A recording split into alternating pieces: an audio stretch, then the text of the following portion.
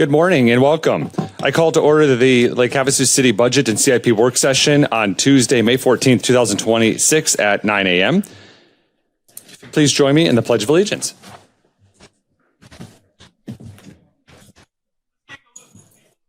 Pledge allegiance to the flag of the United States of America and to the republic for which it stands, one nation, under God, indivisible, with liberty and justice for all.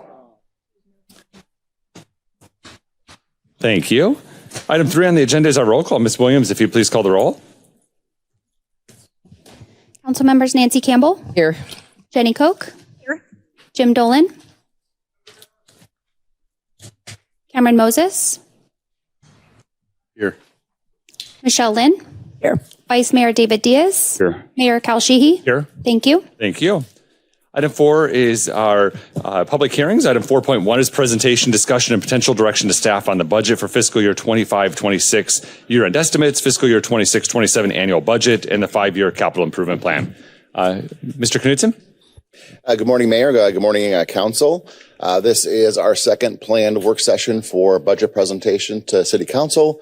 Obviously, these conversations started a long time ago, beginning officially from the Council's perspective back at the annual planning session we had back in, was it late February or early February or late January?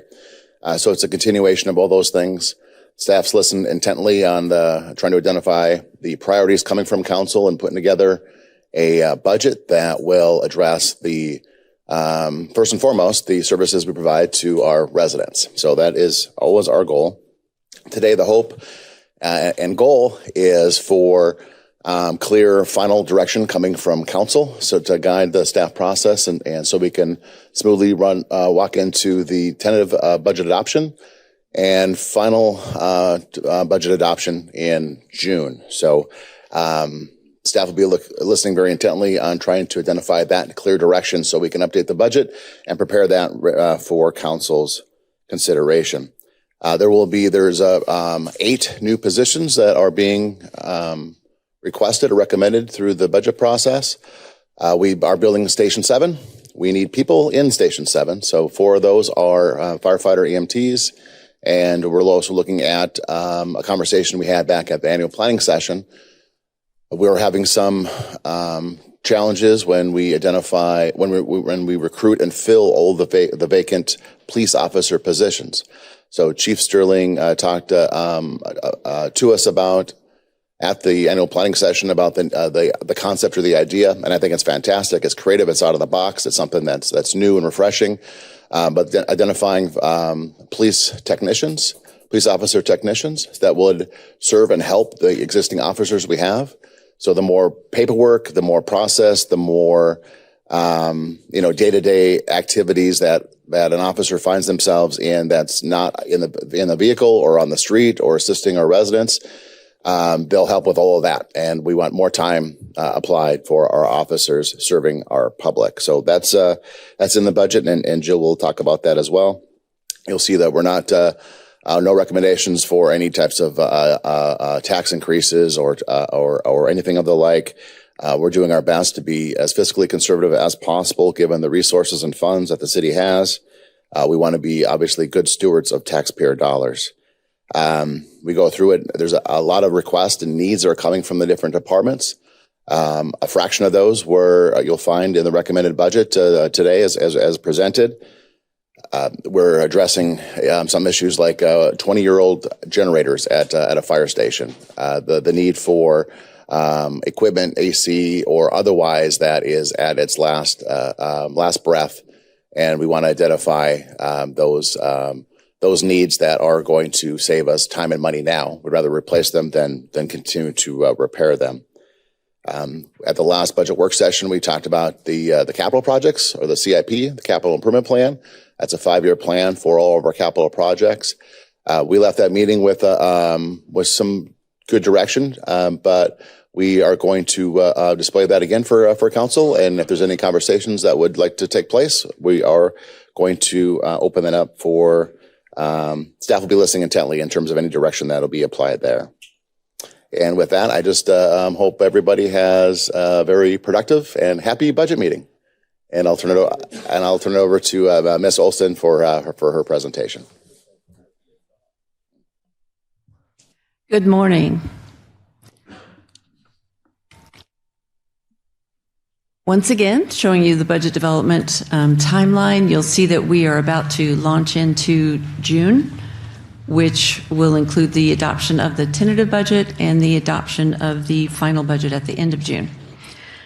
Today, we're going to be reviewing the operating budget book, and you have those budget books. They've been distributed to you. Those include the financial projections, so you can see the health of the status of each fund. We go over the revenue and expenditure highlights, and then also a look at the line item department budgets. The bound copy of your booklet does include all of those materials segmented into sections so that they're quick and easy to identify. So today we'll take just a quick overview of the budget that's being presented. We'll take a look at the overall departmental budgets, take a look at next steps, and then open it up for discussion and questions. So in beginning the budget overview, as we started finalizing estimates of revenues and expenditures for the general fund in particular, as well as other funds, it became even more apparent that the city is approaching the maximum amount of revenues available for annual ongoing expenditures. In determining the funds available for the proposed ongoing additions to the budget, we managed the spending level to stay within that maximum. However, we are closing the gap. I've heard comments just recently about some people saying the city says they're out of money. Well, we didn't say we're out of money. What is happening is that we don't have additional funds each year in the annual ongoing revenue stream to add things to the budget, to increase, to add more staff than what we are proposing today. So that's what we mean when the resources are limited. It doesn't mean we're out of money.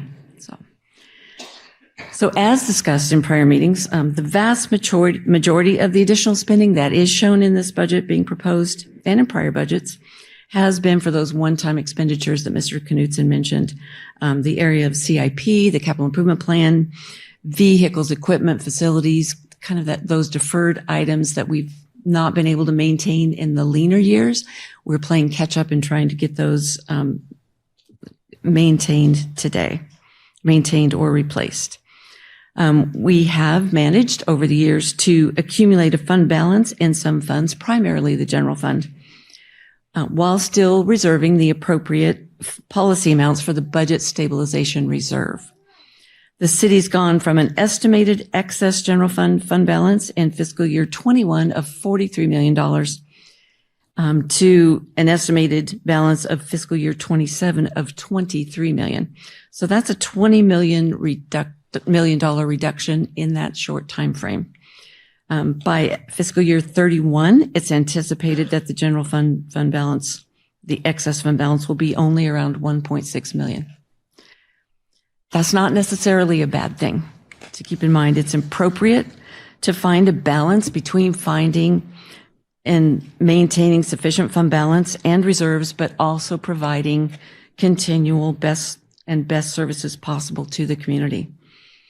I'm not advocating for building up an excess fund balance while we still have deferred maintenance issues to address. I wanted to take this opportunity as a reminder as to how we have been funding the majority of the increases in our budget, those one-time expenses, and that is through the use of the excess fund balance, which is now going down. That excess, as I mentioned, will be at a lower level than in past years, and that's reasonable and expected. It's important that we are mindful that this is a finite amount of funds. And to that point, we have a lack of available revenues sufficient to meet our ongoing budget needs. Between the lack of additional revenues and the expenditure limitation cap set by state law, we have to continue to be thoughtful and mindful of how we are spending our ongoing available resources. This overview is just meant to look at the reality of our financial condition. So with that, I'll begin the overview. There were some questions at the last budget work session and subsequent to that on The differences, excuse me, the differences between the budget versus the actual amounts that were shown at the last meeting. So this slide is to further clarify those differences and the details. This table is a reflection of the revenues, and these are all revenues across all funds. The parentheses around the numbers in the variance column for the revenue slide, that indicates that we've come in under what was budgeted. So you can see on the first line for taxes, we budgeted 49.6. Well, I guess actually we came in. Yeah, that's true. And then we came in a little bit, we estimate we're going to come in a little bit under that. So that's what those numbers indicate. You'll see some notes underneath that table that highlight some of the major differences. The biggest one is on that grants line. You'll see that there's a $9 million difference, and you'll see that under the notes, $6 million is the additional that we add to the budget each time for those grants that we're not even aware of yet, that may come up during the year that we want to apply for and we want to receive, and then we actually want to be able to spend. So we do add that in there so that we can do that. Otherwise, it doesn't get spent. We add it on the revenue and the expenditure side. The other $3 million of that $9 million difference is attributable to grants we thought we would get but did not receive, or perhaps we didn't apply for, or maybe we received less than what we applied for. The other revenue in the amount of about $2.5 million, actually, that was added for a potential donation for the outdoor pool. So last year when we're doing the budget, we talked about, is there any opportunity or chance that somebody might donate or the school district might contribute to the outdoor pool? And so we put a $2.5 million number in there just in case. So that if we did receive it, we can actually spend it. So overall, I think what's important here, when we remove the grants and donation information, we actually are coming in very close to what was budgeted.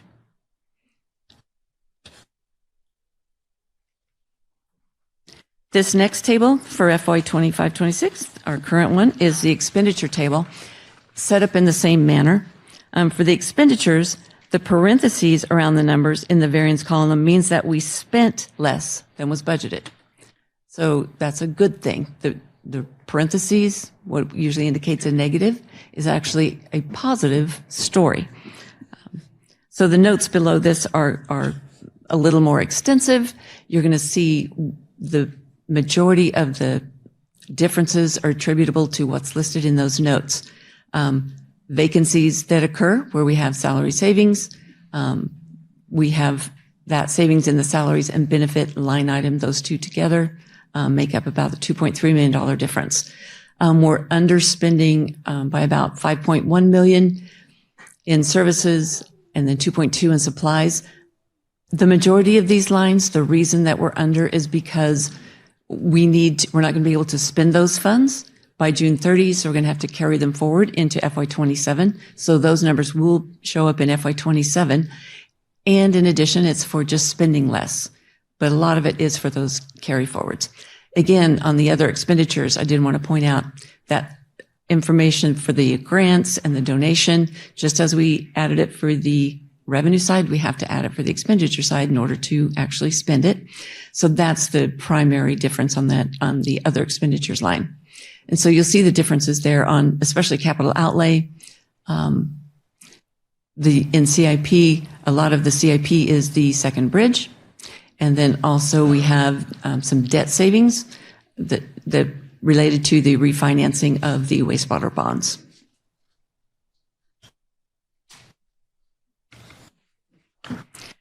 So jumping into some of the changes for FY 27. Overall, in the personnel area, we're anticipating about a 5.2% increase over the prior budget. That includes some step and wage adjustments. These are for adjustments only for those employees who get what they would be on their classification date, they would get a step increase or the equivalent of a step increase of about 3.5%. And those happen throughout the year. Everybody doesn't get their increase on the same date. So that is included in there. There is no additional wage adjustment, nothing for what you might consider a cost of living increase. There's nothing of that in there. There were not funds available for that. There is going to be a health insurance increase of about a little over 10% on the health insurance rates. ASRS is actually decreasing very tiny bit, but we will take it. Also in the pension costs, this is for PSPRS, the Public Safety Personnel Retirement System. This is the average rate increases for all the tiers associated within those categories. Fire is going up about 2.6%, and police is going up about 6%. And then, as Mr. Knudsen mentioned, the only positions that are added in this proposed budget are for public safety. There are 6 firefighter paramedic positions, 4 police service technicians, and then there is in the police department just one reclassification from part-time to full-time for a accreditation specialist.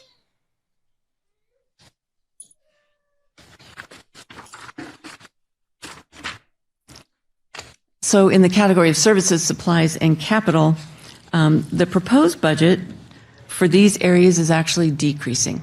There are fewer carry forwards, fewer supplemental one-time expenditure approvals, so that number also contributes to it being less.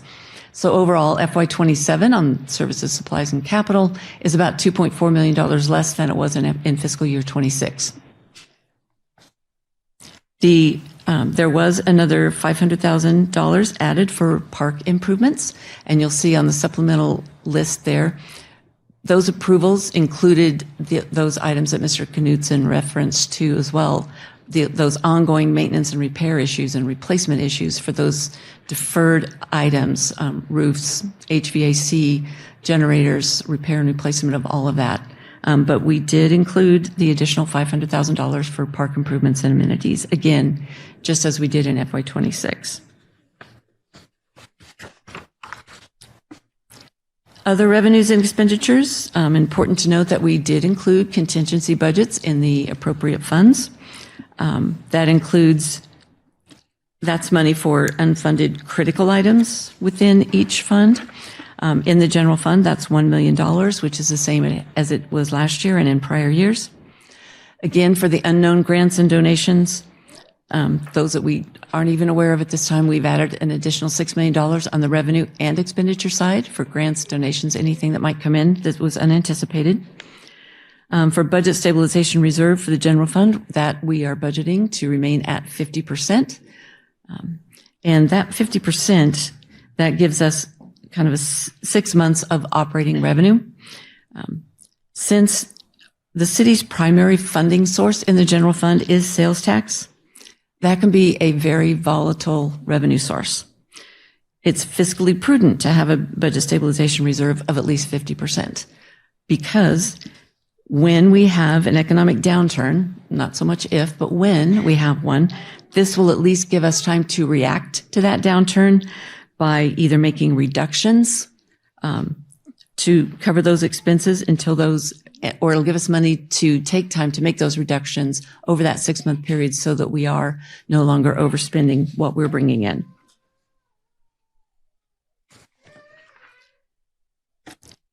The capital improvement plan changes. After the April 16th work session, staff went back and looked at our notes associated with the direction we were given.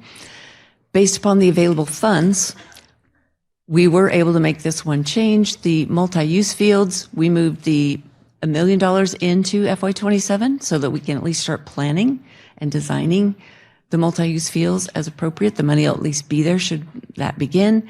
And then that would allow for completion of that project in FY28, the following year.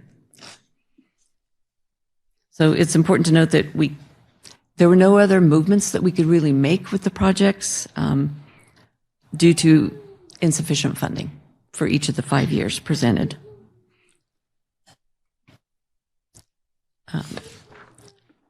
This is just a picture you may recall when we went through the scenarios at the last meeting, at the last budget work session. we took a look. This is what we call our what if spreadsheet. This is what it now looks like based upon the decisions made. You'll see the $1 million in the FY27 column for the multi-use fields, with the $6 million being in FY28. The other items remain the same. We did provide a handout just of the capital improvement plan summary. That way you can just see the summary by, it's at the front of your CIP booklet that we gave you last time. This is an updated version that reflects that change on the multi-use fields line item. So it's just for information. The only thing that's different about it is the multi-use fields line.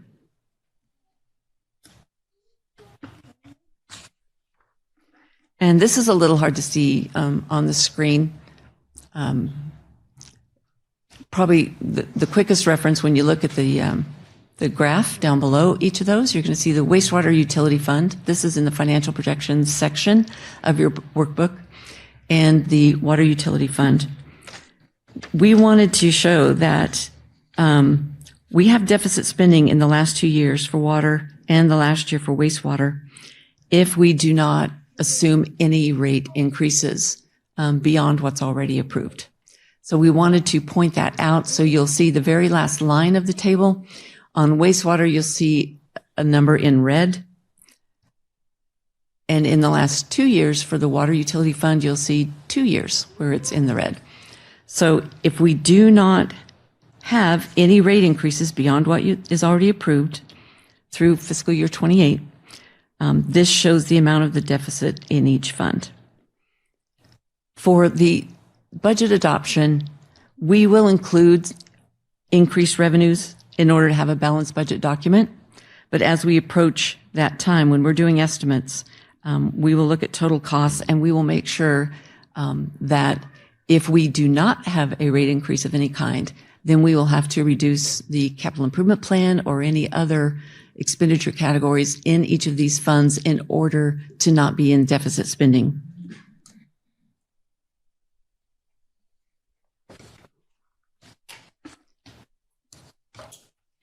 So just a quick, this is a quick glance at the change in total spending for each department between FY26 and FY27. These totals do not include depreciation, any depreciation for those funds that have depreciation. The budgets for FY27 do reflect carryforwards, which means, again, there's one-time expenses in that number caused by timing issues in FY26 spending. So any items not received, items meaning services or supplies, by June 30 have to be budgeted and spent in FY27. In your booklet, you're going to see the department details in that. You'll see the line items and the comparisons to the prior year. And then we did just include a slide. Here's what each of the departments' summaries looks like. We are showing you historically what has happened in each department. We compare actual and budget for FY25. We compare what we're estimating for FY26 to the budget for FY26, and then you can quickly compare FY26 and 27. Below that is a graphical representation showing the categories where the expenditures occur. And then this one, it's at the very bottom and there's only one line, but it's important. We tried to highlight any items where you might look at this and say, why is that going up so much? Like on police department, for the increase in personnel costs, we are adding those 4 positions and the reclassification. So that you'll see is listed down under the budget variance section so that you can, hopefully we can help you quickly identify why some number may be changing more than other numbers. And you'll find these for each of the departments. I did want to take a moment, again, we talked about it, especially at the council planning session, but for any of the community members who perhaps did not hear about it or anyone else who might be interested, it's important that people understand what the expenditure limitation is. It's required by state constitution. And the purpose when it was created was to control local revenue spending and to cap any future increases, allowing for an increase in inflation and population growth only. So it's important to note that it does not account for broader economic growth. And as it did for us, it can lead to accumulating excess fund balance. In 2018, the city had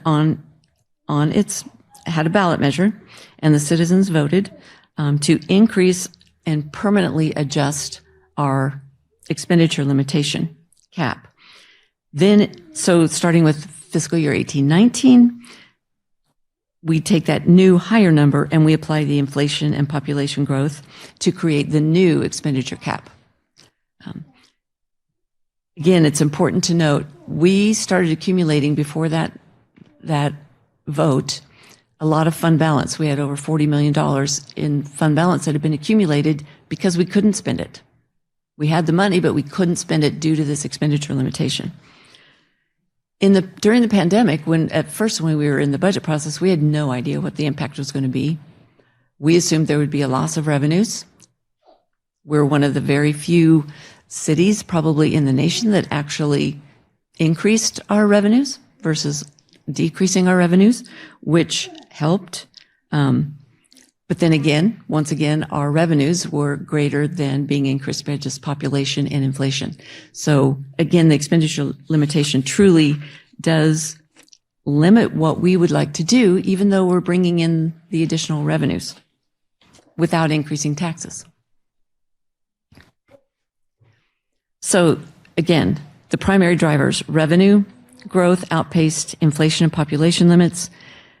We accumulated excess fund balance, which caused us to defer much of our maintenance and replacement of buildings and vehicles and equipment. And then the result, again, since then, we've been able to address those deferred needs. So we have been spending more than what someone might think might be normal, because we had a lot of deferred maintenance issues that needed to be addressed that were becoming critical. And we've been tackling those each year since that time to try and at least get caught up. We're not caught up, but we have at least made a lot of progress toward that. So where are we now? For the official budgeted, or I should say audited numbers for fiscal year 25, we were $32 million below the limit. And it's important that we stay below the limit. When we budgeted, we thought we would be right at the limit, but we tend to, mostly due to capital improvement plan projects, we tend to spend less than what we budgeted just because of we're not able to complete projects or receive items by the June 30 cutoff. So we're able to stay under the limit. That's one of the main reasons. We don't want to go over it because we could incur state penalties and they could actually hold our revenue until we're back under the limit. So as we look ahead, we may have to start looking at, does our base limit need to be increased again? And when would that be? Fortunately, we've got a little bit of room. It could be in a few years, though. It could be in 5 or 8 years. Spending less than what we're budgeting is a definite help, as well as there is an allowance in the calculation for revenue carry forwards. There's certain eligible carry forward revenue that we can exclude from the limit. So the amount of the excess that we have been able to use actually changes the base limit so that we're not exceeding it. We actually have accumulated a carry forward amount of probably $40 to $50 million. So that gives us, for lack of a better word, a little bit of cushion, at least to do some planning. When do we need to, will we start hitting that limit again? And do we need to have another look at increasing our base limit? One thing I did want to note, we talk about expenditure carry forwards quite often during a lot of things that we do, meetings, council agenda items. Those are not the same as the revenue carry forwards for the expenditure limitation calculation. So they are two different carry forward items.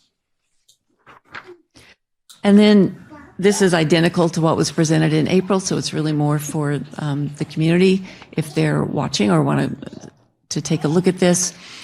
The vehicle license taxes are funds that we receive from the state. This is a 5-year period. It shows that our total vehicle license tax that we receive from the state, a little over $5 million right now. And then automatically there's 20% of that, about $1 million, that we dedicate to transferring to CIP or transferring over to for street projects, street fund or street projects within the CIP or within operating if possible. And then over the past few years, we have been transferring additional general fund dollars. Some of that accumulated fund balance we have transferred over and dedicated it specifically to street improvements and replacements. It's important to note that this is just the revenues that are being reflected on this table. There are no dollars in FY27 additional general fund line. However, there are street projects in FY27 and future years. So this isn't the expenditure side, it's just the revenue side.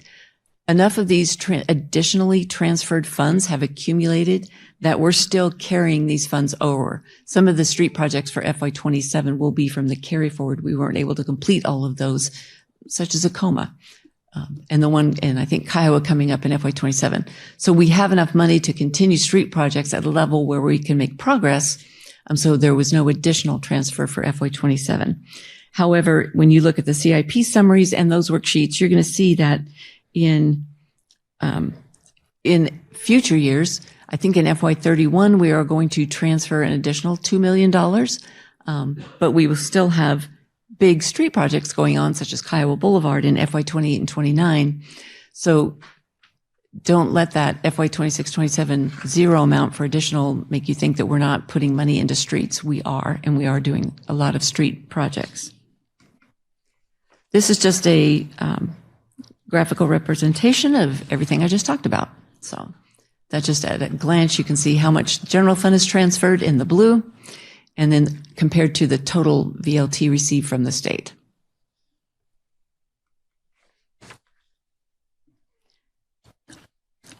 During the last budget work session, a request for some full-time equivalent information was made, or for positions. Staff prepared this summary to show the changes in positions over that time frame. We did have another handout that we provided you, where you're going to see on the first page, you're going to see this summary of the positions added and modified for those 4 years, so that you can at least understand or have an explanation for why the numbers changed. But what we also did was add the list of all of these budgeted full-time positions by department as an attachment. You'll see the 5 years listed. You'll see the number of FTEs in each column. It's important to note that there are situations where the FTE count may go up in one department due to a shift in FTEs from another department or a shift between divisions within a department. So even though you might see a number go up on a line, it's probably, there are some where it's coming down as well. You're going to see, like in the final FY26 year listed on the positions by department, you're going to see some that are at 0. And that's because that position no longer exists with that title. Because other changes that include, we converted some part-time positions to full-time positions.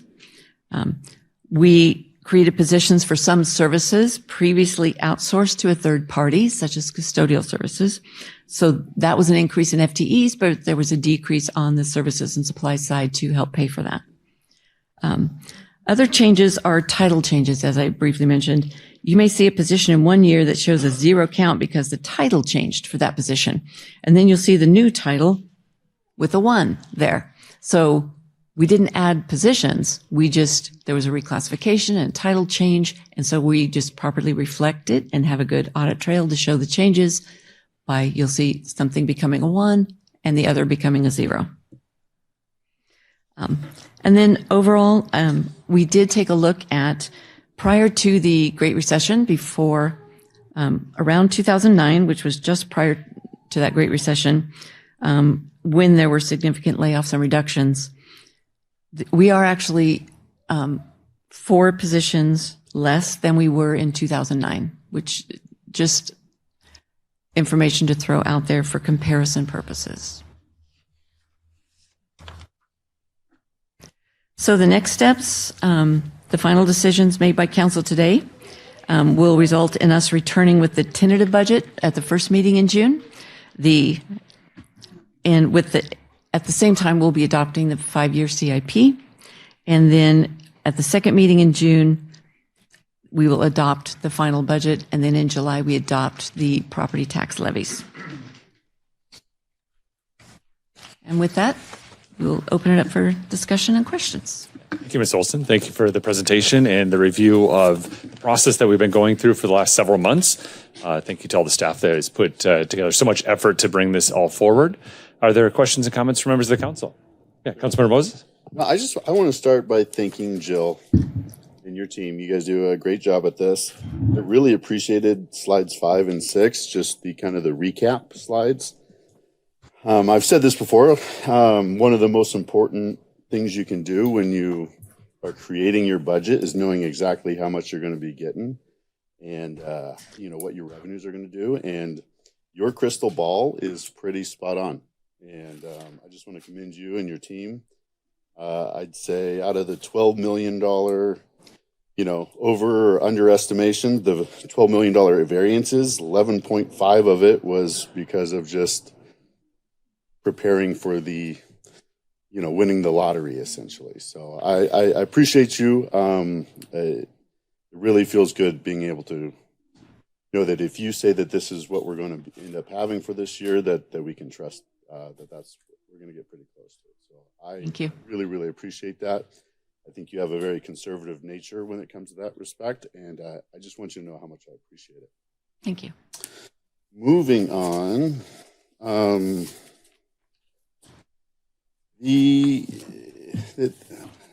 don't think much has changed for me from last session to this session. I would say the only thing that I wanted to bring up today and potentially talk about is I think we missed an opportunity to help some of our other families, the families that don't do sports, the families that have younger kids or stuff like that. And so I look at the splash pad on the budget and it's not funded. We say if you can go get a grant, yeah, you can spend it, but that's kind of like hoping to win the lottery. I mean, if we're all kind of honest with yourselves up here, it's just never, it's not going to happen. I think if we were to fund it, I think we'd have a better opportunity of finding those grants. Grant people want to know that you're serious and that there's community buy-in and all of that good stuff. So I think if we fund it, we'd have a better opportunity of finding grants. I'd really like to push that and see if there's something we can do from a budgetary standpoint. I know at the airport, we're looking at cost savings with airport stuff, with how we do the thing. I think there's lots of little things that we can do, slide things around to be able to make it happen. I more or less, I have ideas. I don't think the arch in downtown district is completely necessary. The fact that we're putting money towards that. In fact, I even literally sat in a downtown association meeting, and this wasn't the consensus of the board, so don't let me represent it that way. But there were people on that board that says, no, we don't want the city money. Let us come figure that out. I don't know. I want to prioritize the families. I want to prioritize the kids. And if there's a way to make that happen, Mr. Knudsen, I'd really like you maybe some of your feedback or input of things we can do to get it done. But yeah, I think it's an opportunity missed not putting it in there. I think we did a great service to the kids who play sports. I'd just like to get the kids who don't, and so that's my ask of rest of my colleagues and, of course, of you and your team, Mr. Knudsen. Thank you, Councilmember Moses. During our last budget work session, we had a spreadsheet that came up on the screen, and we were able to move numbers around, and we had that discussion at that time. So, Mr. Knudsen, do you have any ideas if that was the direction council wanted to go to fund the splash pad in? Are you saying in year one then, Councilmember Moses? I mean, wherever we think we can do it, if we can move some things around. But yeah, sooner is always better, but I understand a budget. I understand we got to do what we can do. Mr. Knudsen? Yeah, Mayor, Councilmember Moses, certainly if that's the direction and the will of the council, staff will go to the drawing board and identify a plan to make that happen. There are a few projects that we could consider to take a look at. I've had conversations with Chief Sterling and PD, and there's a request there for a police storage facility. We have some equipment that we want to get out of the sun, but we can have an alternative plan if that's the will of the council. You mentioned with grants and so forth, we are trying to find grants. A lot of those grants that you'll identify for like a splash pad or something along these lines would require some type of a match. So zero funding it in that category hinders us to that respect. But certainly, conversation amongst council has to take place, and staff is listening intently. Thank you, Mr. Knudsen. Councilmember Moses, do you have any other questions about the operating budget, any other components? And we'll just make our way down the dais to all of the council members for comment. No, everything else was pretty straightforward, pretty close to what we talked about at the last meeting. So I only wanted to talk about the changes from last meeting to this. And if I have any comments afterwards, I'll make them, but I'm good. Thank you. Yeah, thank you, Councilmember Moses. Councilmember Koch? No, I don't. And, I can be totally in support of that splash pad. If there were some comments made after our last meeting that I heard from some of the people that had come up to me just mentioning that, how important they felt the splash pad was. So being open to hearing what that looks like. And then thank you, Jill, and the rest of the staff. And at this point, I don't have any major questions or concerns, but if I do, I'll let you know. Thank you, Councilmember Koch. Councilmember Lynn? The only question I have is our thoughts on the airport hangars. Since on Tuesday we heard about the audit, is that something we still want to invest in on the hangars ourselves, or if we want to look for outside partnerships with that? I'm just from that audit because we got that information. I was just wondering if we were looking at that at all. Mayor, Councilmember Lynn, certainly you'll see that identified within the CIP for hangar development.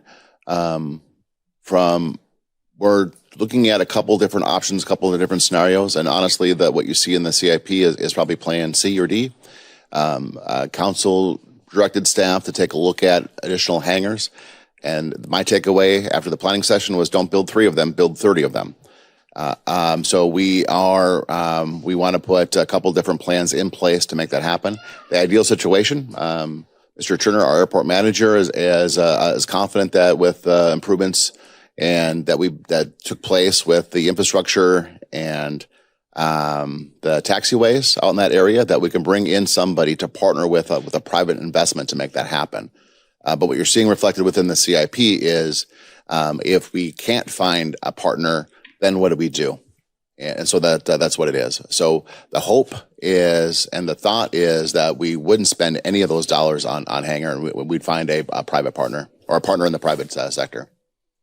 And then I remember speaking privately to Mr. Klosky and to Vijette, and I don't think Vijette's here today, at our retreat about the splash pads, the ADA accessible improvements, and all that grant stuff. And when I spoke to them at the retreat, they were 80 to 90% for sure we were going to get those. So I don't know where this conversation now is coming at saying that we have to match and that it's winning the lottery to get it. Because I remember having that conversation at the retreat that it was pretty much a yes. Mr. Mayor, Councilmember Lynn, we were successful in receiving a SLIF grant for the ADA accessible parking lot, as well as the improvements to the infrastructure and the bathrooms for the potential of receiving a grant for the splash pad. At this point in time, grants have become a little bit more difficult to receive, especially if pertaining to grants that we would potentially utilize for this site, such as through the National Parks Department at the national level, at the federal level, excuse me. We've struggled to get additional funding as it pertains to Main Street Commons. Those grants are getting a lot harder to receive at this point in time, and the national level and the state level aren't really doing a great job of communicating with one another as it pertains to grant funding moving forward. So I'm not confident at this point in time that we would be successful at receiving a grant. So at that retreat, we hadn't even applied for that grant when we had, I'm just trying to clarify this because I was assuming that we had applied for that grant already, because when I'm hearing 80 to 90% chance we're getting it, we just thought 89% chance we were going to get it, because that kind of was false information then. Mr. Mayor, Councilmember Lim, no, not false information. What we were waiting on to be able to apply for the splash pad was the additional money for Main Street Commons. So we applied for an additional grant of $500,000 for Main Street Commons. Once that project was completed and those grant dollars were received, we were then going to utilize that grant opportunity to potentially apply for the splash pad. At this point in time, we haven't received any additional funding for the Main Street Commons, the $500,000, and it's very unlikely that we will. So until that point, we can't. Is that the same grant money that we could have possibly used if we would have got it to reapply for the second pool too? Mr. Mayor, Councilmember Lynn, that is correct. Yep. Mayor and Councilmember Lynn, Mr. Kozlowski, and if you want to talk about, we're talking about, there is two different projects happening, right? So the first project that we were successful in receiving grant dollars to the tune of almost $1 million was for the ADA improvements at Rotary Park. That's the parking lot, the infrastructure, and additional restrooms that were essentially teeing up the opportunity. They were great improvements regardless, but they would also allow for council to consider a splash pad at that location. There are state requirements, state laws that require certain infrastructure to be in place surrounding that area. So we were successful with $1 million grant for the ADA improvements at Rotary Park, and then at that time pursuing the possibility of a grant for splash pad. I just want to put that out there. Is that your recollection, Mr. Kozlowski? Yes, it is. And that pot of funding that we received for the ADA and the tune of about $1 million was SLIF funding. And it was my recollection when we were having these discussions during the budget work session last meeting when we learned about the splash pad component, is that we choose Main Street Commons over a splash pad. It's just so you can have one application from this funding source at a time. Is that? Mr. Mayor, that is correct. It's simply based off of timing. Yes. Can I ask one question though? So I guess this splash pad, we've had the pool in our budget longer than we've had the splash pad in our budget. If we were going to get that grant, why wouldn't we, if we were, which you're assuming we're not going to, why wouldn't we have put that towards the pool? Why wouldn't we have done that? Why would we even have thought to put it towards the splash pad first? Mr. Mayor, Councilmember Lim, during that process, those funds that we were potentially going to apply for to receive additional funding for, whether it was a pool or a splash pad, was currently in process for Main Street Commons, which prevented us from applying for any additional grant. So the next step would have been, depending on design and where we were at in the time frame as far as what made sense for applying through the National Parks and State Parks Association that would have the best chance of getting approved, then that's how we would determine moving forward based off of that. I feel like was some lacking of communication in between the retreat and today, but okay. Do you have any other questions, Councilmember Lynn, on the operating budget or any other components of the budget? Okay. And then we'll go to Councilmember Campbell, and then we'll go to Vice Mayor Diaz, and then I'll have comments. So, Councilmember Campbell?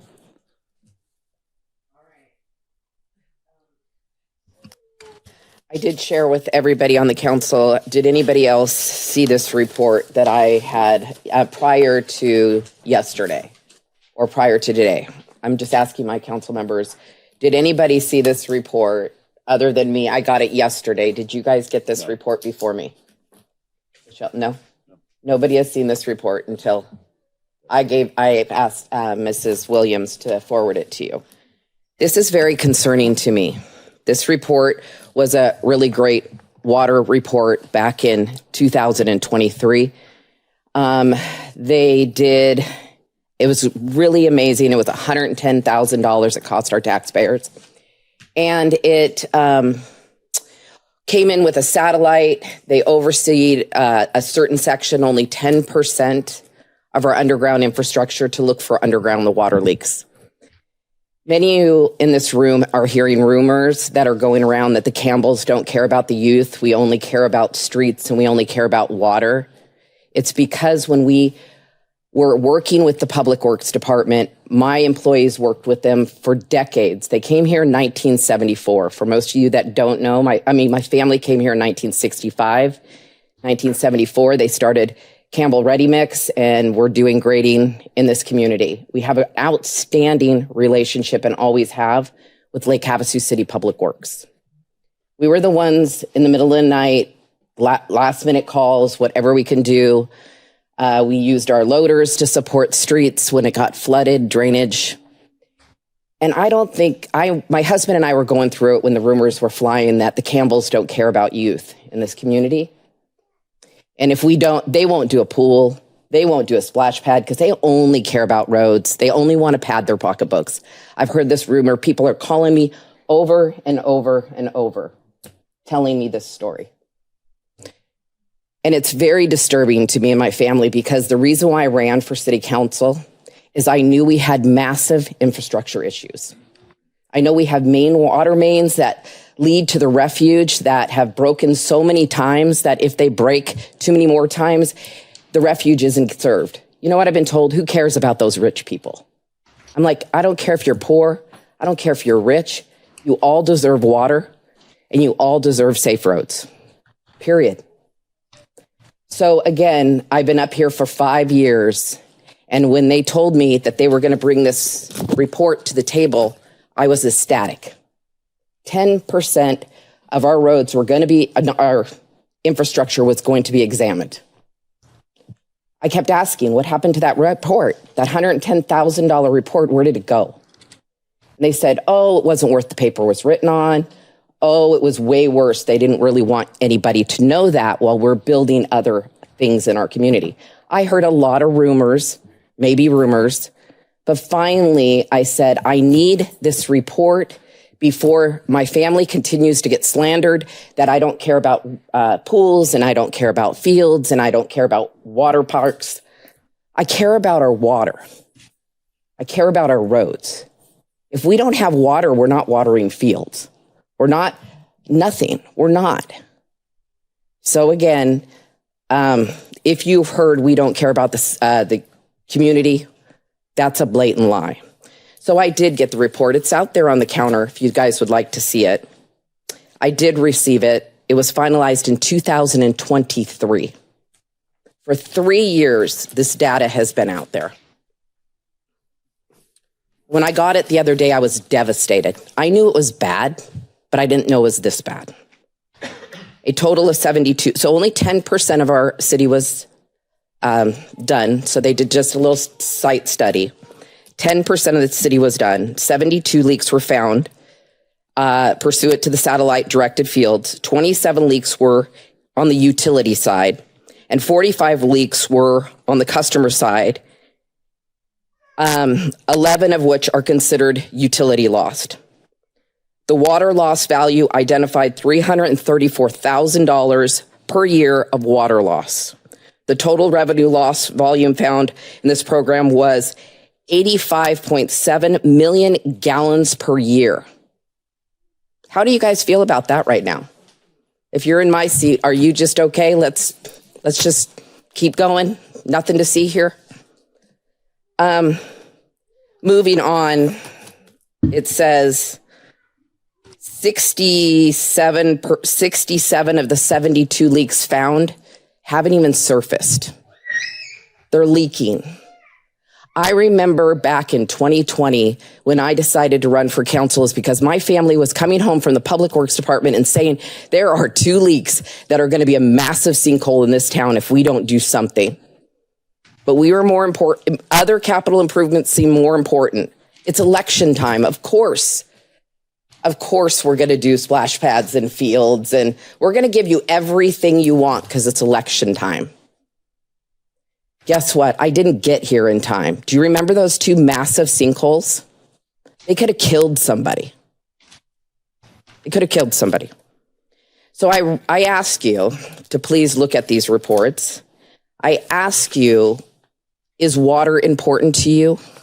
I ask you, how many millions of acre feet have we lost if we've only studied 10%? Then I just ask, why aren't we continuing to do this? They proved in 4 months just the value of water lost to utility rates was enough to cover the $110,000 to do the report.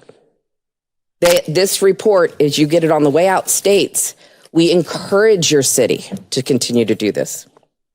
And I'm going to leave you with this percentage rate.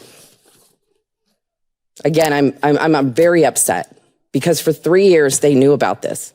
For 5 years, I don't even want to say I told you so. That's the only reason why I ran. But so basically here it goes. What did we find? The US average of leaks per day is 209. In 2009 to 2018 was 1.3. Lake Havasu's average, 2.4. A comparison of an 85% increase. Miles per day of leaks. The national average, 3.9 per leak. 3.9 miles before they hit a leak. Lake Havasu City, 1.4 miles. An increase of 36%. The average, so basically the comparison, Lake Havasu City has more leaks, is 411% higher than the national average.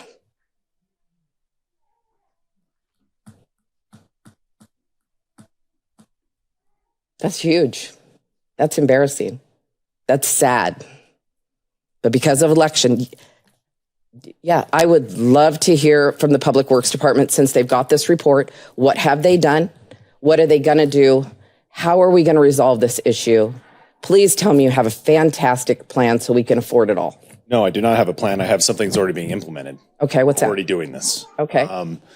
So as most of you are aware, my employment is not when this happened. I'm not a part of this report. I've read the report. I've been a part of other projects that use either aerial analysis via balloons or whatever to find leaks, whether it's wet or not. Interesting tool. It can be used in a lot of communities to find overwatering and such. It's nice. Our community is a little different from the standpoint of our soil sucks up water very fast. And we're all aware of it. We've been here for a monsoon, seen an inch of water drop and be gone in 2 hours. Like, we just have a different world. Public Works Department and the Water Division specifically have focused on making so many technology jumps to be able to address these issues as proactively as we can. We are fighting a losing battle. We've got an aging infrastructure that was not funded for repairs, as any city is pretty guilty of. Okay, so this one's not specific to Lake Havasu City. We all have sort of this infrastructure we're trying to catch up to that was built 50 years ago. We've pivoted from the standpoint of this particular report to focus on data-driven projects. And in one of those things is you guys have already approved our smart meter program. Over the past year or so, we're going to say we've installed just about 6,000 of these smart meters out there, right? These advanced infrastructure. We've investigated 1,000 leaks as a result of that program already. It's actually closer to 1,300, but I don't want to brag too much because it's essentially one guy out there checking these, some of them physically. We've performed in the neighborhood of 50 to 60 residential audits already. We do commercial audits. We are now investigating the data. This is just in the meter program. So this report talks about things past the meter. These are actually not revenue loss things. They are things that we are aware that we're gathering money for, but efficiency. So we're very aware of that. The other part that we've done is we've partnered with a company. It's an AI platform for determining where your water main breaks are. It was close to being done with the project. We're no longer planning projects because of things we think or feel. It's because the data tells us that's where it's happening. So we look at not only the age of pipe, the last time a break happened, where those breaks happened, what kind of demand is on that line, and we have a full project profile of what we need to address based on that data. So we know from anecdotal evidence, the 4-inch PVCs up and down our cul-de-sacs, not really good. They, whatever the reason is, they just, a temperature change, they pop. Okay. And this is the time of year where we start seeing a lot of those 4-inch cul-de-sacs start blowing out on us, and we fix them. And when we ran the AI platform, it found the same thing. And we're looking at going, okay, that's where we need to target it. We have to be fiscally responsible too and look at projects like when Acoma was coming through for a paving project, we knew we had multiple breaks based on our work order history. We said, hey, we see this other project coming up. We've got a bunch of work orders. We looked at our modeling. We looked at our data from breaks and said, we need to get these repairs done. Hence the area by the office, for example, right now is getting taken care of. We knew we had issues. We knew it was being paid. We got ahead of it. So the report is an interesting tool. I've read through and it's not great to be on the wrong side of national averages. We can blame heat. We can blame environment. We can do a lot of those kinds of things, or we can take the approach we have. We're trying to gather as much data as we can. We're looking at all the available information we have. Once we have the AI model in the water master plan, there's actually already a water model that addresses what's known as the risk of a pipe failure. It makes a combination of the consequence of failure and the likelihood of failure of a pipe. What happens if a pipe in front of the hospital breaks? That is a giant consequence of failure. Yeah. Turns out we've replaced that pipe, so its likelihood of failure is very, very small. We've been through that desktop exercise. Now we're going to have the AI exercise. Plus we have our metering data. And a new project we're just getting started on, so we don't have a lot of information on, is our meter provider is offering us pressure sensors to be putting in front of residential homes, which will allow us to monitor pressure throughout the system as well. We're going to try that as a test. It is a little side project we're working on. It may or may not work out, but at least we're going to have data, and we'll be able to make better decisions on the data. This is interesting, and a lot of those leaks ended up being addressed very, very quickly.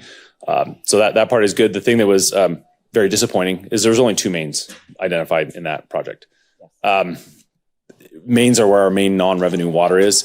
We are on the wrong side of the national average for the unaccounted water loss. However, we've been installing new meters as a result of that, and we know where that water is going. Now we're just trying to chase it down. Again, with our soils and climate, it's a little hard to find that stuff, but we are actively looking for it and developing programs to address that. Well, I do want to say, how long have you been working for us? August will be 3 years. I've been in public works, I think, for 2 years at this point. And I appreciate you. And I do. I trust you. I appreciate you. I believe you're an ally for water. I can see the passion in you right here, right now. But it is true that my husband said the same thing. Our soil just absorbs water. It just disappears. You could dump water on it, like you said, and it's going to be gone like that. So when they actually do surface, you got to understand how long that's been leaking. And we have a water.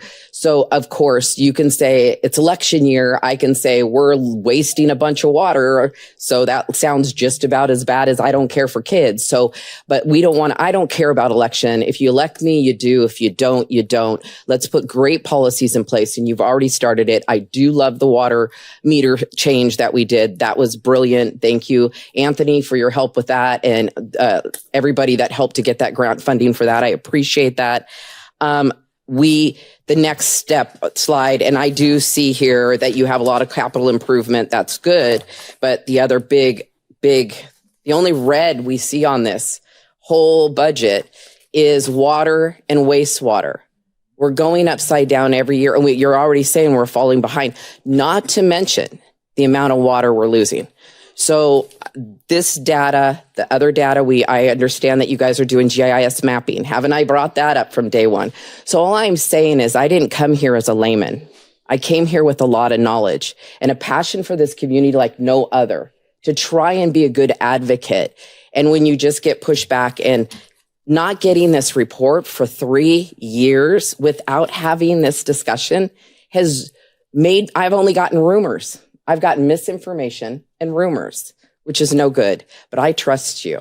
And I think between the two of us and the council up here, we'll do good work, but man, it needs to be a top priority in this community. Okay. We're very appreciative of the council's dedicated budget to water main replacements, and we're trying to be as efficient and effective with those dollars. It is the millions and millions of dollars that have been put towards that. And you guys see it right now because it's happening. It's not a project that's behind or anything. It's actually ahead. We've added every time we've had extra room, and we are finding as best we can the places that are in the worst condition and addressing them. Thank you. Mayor and Councilmember Campbell, thank you, Mr. Kellett. We are very, very lucky to have Tim with us, oversees not just water, but on the sewer side. He serves as our Deputy Public Works Director and is doing some really great things for us. Put things in perspective a little bit. Tim, you kind of hinted at it in terms of we're catching up with deferred maintenance. If you go back from 2010 to 2020, and those are the time frame, we're looking at 10 to 12 years where there was no rate increases for water and sewer. The smart thing to do at that time is just a 1 or 2% increase, so you're staying up with the cost of projects and inflation and whatever that's there. The city at that time did not do any of those things. The investment into water and sewer infrastructure during that time frame was also, in my opinion, minimal. The investment we put into water mains, sewer mains, and alike were nothing like you're seeing the city invest into our infrastructure in the last few years. In the proposed budget that's in front of council right now, you'll see for next year, $4.5 million in water main replacement. We have over 410 miles of water mains out there. Close to 800 total water pipeline if you include mains and service lines. And service lines. 800 miles, and we're playing catch up with the infrastructure that we have. In large part, if you go back 10, 20 years, the infrastructure was brand new, in relation. And so not a lot of investment was being made. Now's the time for us to make that investment. We've been doing it at Tim's and Mr. Foggins with their leadership, and you'll see that $4.5 million in just water main replacement is necessary. The reason you're seeing red on those pages is because I asked the team to put red on those pages, because the council needs to be aware that if we don't address the rates in the next 2 years, so this is not like we need to make a decision today or even in the next necessarily in the next 12 months. But council needs to know that if no action is taken on the water fund or the sewer fund, then we won't have the money needed to keep up with the maintenance of our infrastructure. That's why those pages are red. It's not because we're going broke or mismanaged funds or any of the rest. I'm sending a message to council that we need to look at our water fund and our sewer fund over the course of the next 3 years. And we have to make plans now so that we can continue the investment that's needed in our community. Yeah, thank you, Mr. Knudsen and Mr. Keller. When I got this report yesterday, so I'm going off of my memory. So I believe that this was grant funded. And if we take ourselves back to the time that this was done 3.5 years ago or whatnot, grant funding was more available. And so at the time, we did not have our full rates study implemented that the council implemented. And so we were looking at all alternatives of what we could do. So the report like this may have allowed for additional grant opportunities to help us with our water main replacement program. And when I look at this, there's great data in here, and so I don't want to take away from that data. But what does give me a little concern is recommendation. The very first line of the recommendation says it's recommended that Lake Havasu continues to pursue a leak detection program with this company that provided it, and that the leak continues to rise with non-surfacing leaks. And then furthermore, renewing this program with Asterisk. I mean, it's really a sales tool for this company to continue an annual subscription for that. Again, I'm not trying to take away from the data. If it would have provided grant opportunities for us, it would have been fantastic. In addition to the $4.5 million in the budget before us today for water main replacement, we have $3 million in our current budget, $3 million prior. And again, to reiterate Mr. Knudsen's comments, we have currently an adopted 5-year rate study that the council adopted. So where you're starting to see the red is when our 5-year rate study that's implemented right now or approved by council goes away. So it's an item so that we know that we're going to have to address it and continue to invest in it. I mean, this council has been very forward thinking when it comes to water efficiency. We've had lots of discussions about it, and we need to continue to have them, and we need to continue to invest in that. And the budget in front of us does have that ability to do that. So, Mayor, can I continue? Please. All right. Yeah. So we hired a company and we decided to give them $110,000, but then we're saying now their recommendation is that we only did 10% and you're 411% below national average. I would continue to do the rest of the city and we're here to support you. We've had tons of services, IT services, that have said the same exact verbiage. So I'm not going to debate with you today. I'm just going to continue to stick to my facts. Now, since you're here, would you please answer? I see that we have $3.6 million in an injection well. Injection wells, I love injection wells. There's been rumors, but now you're right in front of me, so I get to talk to you. That's great. Injection wells are getting, after like 5 or 6 years, they're getting filtrated. They're like sponges. They only take so much water and then they might slow down for a while. And that would be over at the north site, right? Correct. 3.6 million. If I may, what page are you on, Councilmember Campbell? I'm on the budget where it says wastewater, page number 12. Oh, yeah, I found it before. I have it written on notes, but yeah, let's go to wastewater. Yeah, wait. Yeah, is it? Perfect. Where? Thank you. where does it say injection wells? I read it. Wastewater. It should be over here. Where does it say? Capital. Oh, it must be on a different slide. But it was just right in front of us somewhere. So basically, is it the CIP? Yeah, it's Yeah, it's CIP. well 10. So just to the CIP, you will see that it says $3.6 million. It's well 10 for I'm the not North making region. this up. It's here in documentation. And that is for North Site, correct? Yes, that's the only place we have an injection, Vados injection wells. So when I heard the situation about Fields, and I was immediately approached by Jared Ports, who is the main person that's really revitalizing the shops of Havasu, doing an outstanding job. He said, do you know about, and Mrs. Bess Carlton also brought me up and said that there was several different sites for ball fields. One is North Site. One is, they're now talking about Buena Vista, which is a school district, which is in a neighborhood. And so I didn't even want to get into the field. I have enough hats right now between roads and infrastructure and apprenticeship programs and things that I'm doing that I love to do that I'm like, I'm going to stay out of this field conversation. But when I get somebody contacting me and telling me about this North Site, that it was always identified that that would be an outstanding place to put fields or sports facilities because it's right next to our water sewer treatment plant. And not only that, because when you're in a sandier area, you can filtrate a lot of affluent water into a field at night because it absorbs very, very quickly. Like you said, our soil just sucks it up, sponges it up. Yeah. And why, when we had our agreement with, I want to call it the refuge, but now it's Iron Horse, that it was so great to have that agreement with them because they sat on kind of the same soil, which is really sandy. And when you just filtrate it, it's just gone. So it's a win-win. We get rid of affluent and we're getting a beautiful grassy golf course in the meantime. So what I'm getting at is this is a no-brainer for me that this $3.6 million is sitting there for more injection wells. That what is the time? I guess my question to you is, what is the time frame that you start to see that it, what is the word? You're the Mounding is the word I believe you're looking for. Yes, for when mounding you is it. inject water. It really depends on your soil conditions, but I will say currently when we constructed both well 8 and 9, we were expecting to get an additional like 250,000 gallons per day, potentially out of each. Those have actually exceeded expectations. So any mounding effect we're currently not seeing with our new wells. We've had other wells that have, they haven't fouled. Essentially the machinery on the inside of it needs to be cleaned. So the wells themselves actually work fine. So there was a thought that there was a mounding going on. It turns out our injection wells just needed to be cleaned and maintained. So we pulled them out, cleaned them. They're working fine. So we're actually able to inject close to 1.5 million gallons per day and currently are seeing no mounding effects at all. Well, isn't that good facts? Those are good facts. I like that. I appreciate that. We are though in full transparency. We're in the middle and almost complete with designing well 10. Okay. So it will be on the shelf ready to go. In case we want to pull that trigger and move forward. But we are looking at our resource portfolio where we have our water going, our effluent water.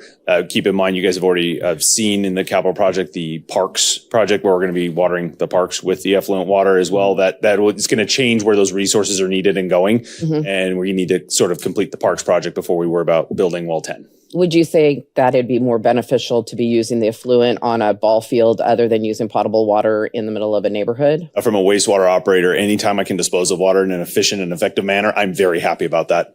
Well, I like that. And Jared will be happy that you just said that too. Well, here's the other thing that he had mentioned to me, and we have a meeting Wednesday, right? Next week, where he said that he has been considering a overlay district for quite a while. He really wants those fields out there. Why does he want those fields out there? Because he feels it'll generate revenue to the shops. If you generate revenue to the shops, then what happens? We all get more sales tax revenue. And as a mother, for everybody, the one, Nancy that doesn't like kids, Mom, I have 3 kids that were all born and raised here. I have 7 grandkids that are all living in this community. And trust me, it takes a village to get them in every sports, including I'm excited that 2 of my granddaughters just are bringing home the national championship for our Sonic team, our cheerleading team. Just won nationals. Can you believe that? That's awesome. So in the meantime, what I'm getting at is when you have 3 kids, it's not uncommon. Somebody's dropping off Johnny over here. Somebody's over here. Somebody's over there. I'm going to zip down to Walmart and pick up some stuff. We'll meet you at Buffalo Wild Wings and have lunch, and then one wants to go to the trampoline park, the other one wants to go to the movies. And then, so to me, I can't even believe that we're having a discussion on fields about Buena Vista when we have this massive economic development force, and it's a win-win, and we can use it for infrastructure. Those are the conversations I appreciate. And I love your honesty for it. So the council up here, I see that we have $1 million set aside for fields, and I'm okay with that, but I would like further conversations, a lot of them.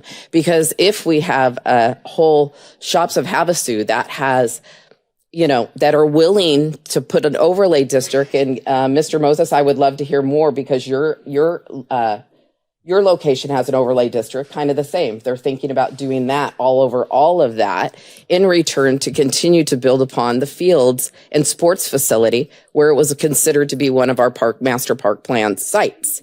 So those conversations are great. And then some people will say, I'm going to be greedy right now. That, yes, I am building 1,000 home workforce housing development in Havasu Heights. That is a 9-minute drive. So I am going to be selfish that the workforce housing project that I'm doing out there, maybe 1,000 homes, if not more, of workforce, that they get fields on their side of town. You have Sarah Park, you have a workforce housing development, we have a water sewer treatment plant that we can facilitate and use.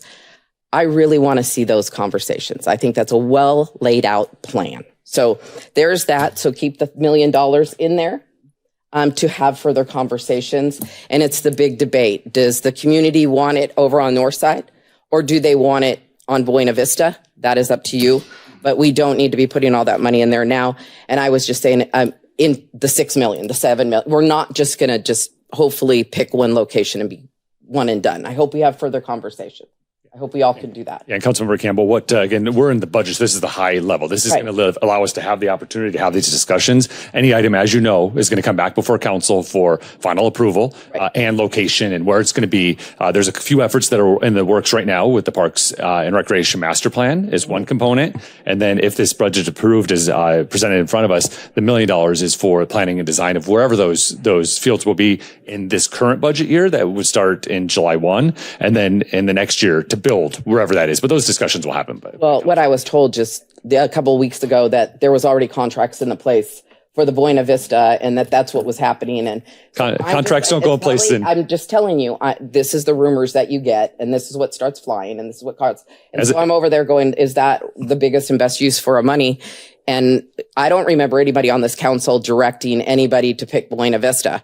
I didn't. I know that the staff, I know that Councilmember Moses, and I know that some of the school district have been talking, and I'm out of those conversations, and that's perfectly okay. We're not supposed to do that. But if I'm going to be out of the conversations in front of all you, I'm going to tell you why I think Northside's better, and maybe we need to look at all of those options. So the 3.6 million injection wells, that's good. I was saying, because that's a great way if we plan on doing sites over there, that may be some less injection wells, because they are expensive. They cost about $1.8 million a piece. Okay, now you guys understand about why I'm passionate about roads. First off, another thing I'm going to say, I don't want any HERF funding or roads being paved if the infrastructure below it is not good. As much as we say we've done that, I was very shocked that we did the mill and fill on Smoke Tree when I knew good and well that needed a full main replacement. And the way I know that, again, is when we were milling and filling it that night, we had a water main break right in the middle of laying asphalt. So we can always do better. We're learning. And I'm going to continue to advocate for good planning, great direction, and what I know. That's what I'm going to continue to do. Okay, so now let's talk about, I am not for the $355,000 for bathrooms. Last I heard, maybe it's not true, that is not even on city property. Is that true? The bathrooms? The channel bathrooms? Yeah. Yes, so the channel bathrooms have been in the CIP. I think I need to clarify, because there seems to be some conversation about projects that people are. The CIP budget, these have been in the budget this whole time. So fields, been in the budget. Second pool, been in the budget. Splash pad, been in the budget. Channel bathrooms, been in the budget. So it was my understanding it was coming before council maybe a meeting or two ago. It was pulled because there didn't have the proper easements or right-of-ways, but that's on Arizona State Trust land. Right. Okay. So again, these are the rumors. Isn't this what we're supposed to be doing? This is a work session. The easement, absolutely. Yeah, the easement, but that's why it was pulled. And so there's money in the plan that should the easement be addressed through the Arizona State Trust lands, that the bathrooms can be built as an amenity for those that use the channel. So the Arizona State Trust land isn't, the London Bridge Resort has the lease with the state.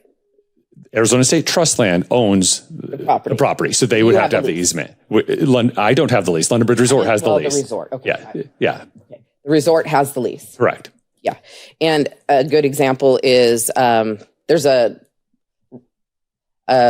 gas station here in town. They have a lease with the Arizona State to keep their bathroom in there for God knows how long. And then the Indian tribes have theirs too. There's leases all the time. But I was always told we don't build on, we don't use tax dollars to build on other people's property. And I would consider that to be a lease. And I would consider that to be London Bridge Resort's responsibility and liability. We're currently the tenant, and if we get an easement, we would have the easement would allow for that to always be in the city's control. The channel bathrooms, there are hundreds and hundreds of recreational walkers that use that area every single day, and then there's thousands of people that use the channel all summer. The channel bathrooms is not something that's new. The channel bathrooms has been a discussion for and I don't like the porta potties and stuff. That's why I was okay with that. But I don't want to start to set a precedent that every time somebody owns a state trust, where the city is just going to maintain it and handle it. And realistically, because thousands and thousands of people are walking by there, I'm sure the resort and the chair and everybody down there is also financially benefiting from that. So I'm just a little concerned about taxpayers having to buy bathrooms for businesses that, I agree, but the porta potties, I'm not a fan of. And then the price was like $355,000. And there was a lot of things that were pulled out of that. I was surprised that it was almost going to come to us. I'm glad it was pulled out because I didn't really have a site plan. There were some questions about foundations. There were questions about the septic tank underneath. There was a lot of other questions. Glad that's out of there. Why don't you guys build bathrooms?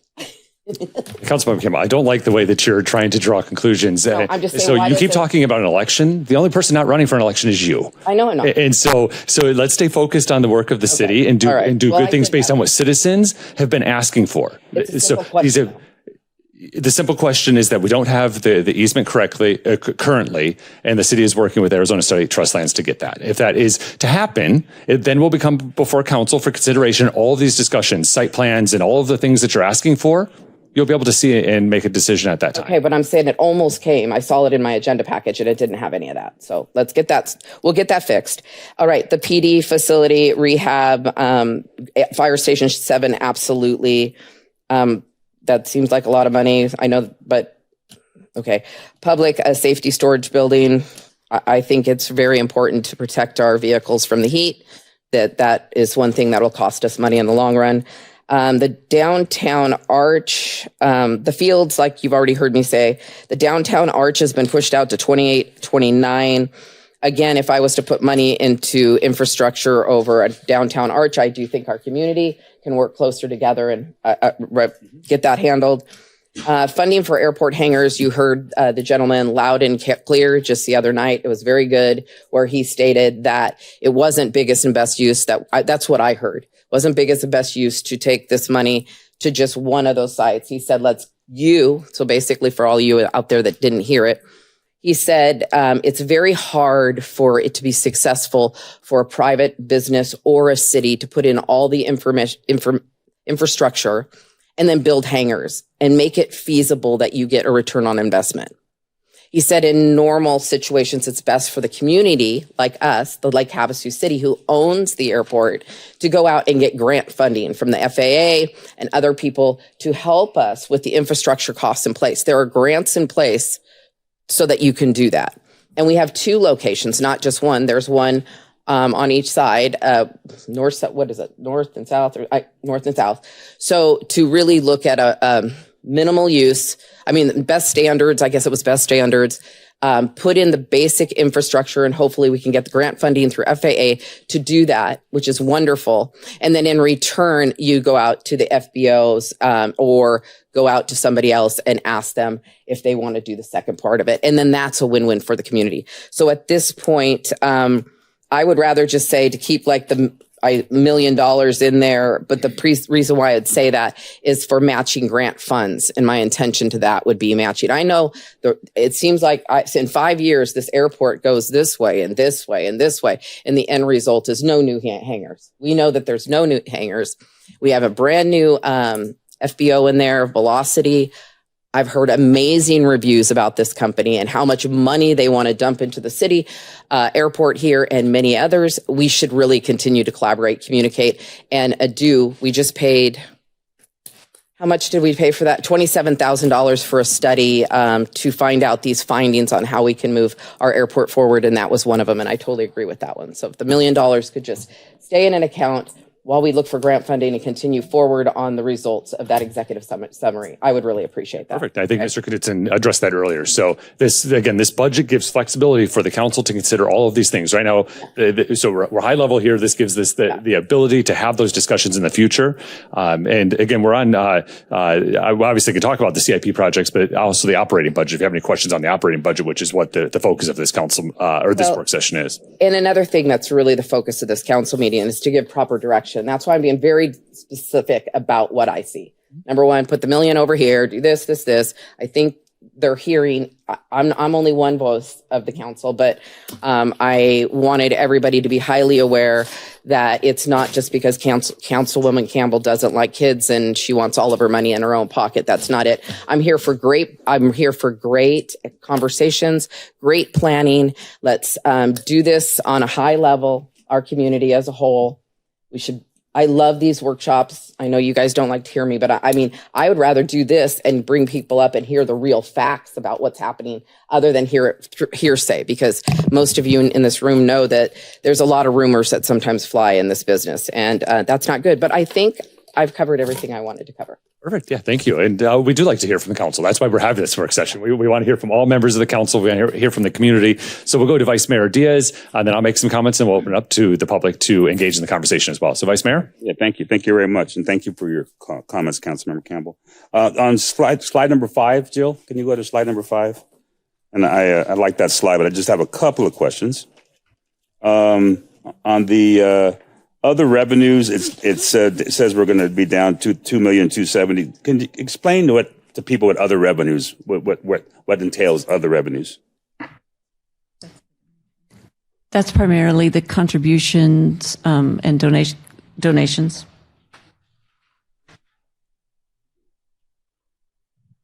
Yeah, I know it says but added for potential donations and for outdoor polls. So is it grants or is that considered grants also? Yeah, Vice Mayor Diaz, there was a discussion from this council that said that we thought we could raise the money for the second pool, or maybe the school district would be able to bring the money. So the budget had to reflect that. And so that's why we put it there. Correct. Yeah. So the budget had to reflect that, because if we were able to utilize or get $2.5 million from a grant or from the school district or from private donors, then we would have been able to use that money and actually build the pool. Okay. Thank you. And then on the same slide on the use fee charges, it's down $1,075,000. Why is that down? What have any That's water and wastewater revenues. Okay. We're not meeting our projections there. Okay, good. On slide number 6. Go to slide number 6. See, I'm learning, Cal. Slide number 6. Can you define on the services, define what that is? People are just, I know it says 5.1 million due to carryovers and less, but when you say services, are you talking about utility services? What is the services? Any professional services. Our utilities are in there? No. But those are all the professional services, anything that's not a tangible item like a supply. Okay. So if you actually go to our budget book that's in front of us, you can go to, page 35 is administrative services, for example. It outlines utilities, services, supplies. So all of that's in the detail there. And this is just a high level summary recap for us. And that's also available on the website for all of our citizens to look at as well. And thank you, Mayor. And I like the idea about the helping fund positions for the police department. I talked to police chief a couple of days ago, and he's got some good ideas on how to utilize some of those new positions. And also we have to fund the fire department. But there was a comment made. I wanted to make sure I heard it properly. You're Did you say since 2009 that we have less positions than we had today? We have less positions today than we had in 2009. So I thought it was, I've heard just the opposite, that we have maybe city manager, you can answer this question. I thought we had a lot more new positions with increased salary also. If you look at the Vice Mayor Diaz, Mayor, if you look at the FTEs for the city and you compare it back in the 2000s, we have less employees today than we did at that time frame. To the tune of 4. So if we have 4 less employees today than we did, or projected for this budget, should it be approved, 4 less today than we did in 2009. Okay. Just wanted to get that out in the record, just clarification. See, question on 10. No, that's good. We answered that one. Number 19. I had a question on 19 for some reason. What that is. Find it. Yeah. So on this one, am I right to say that it's about $1 million a mile when we repair roads? Is that a good estimate? Mr.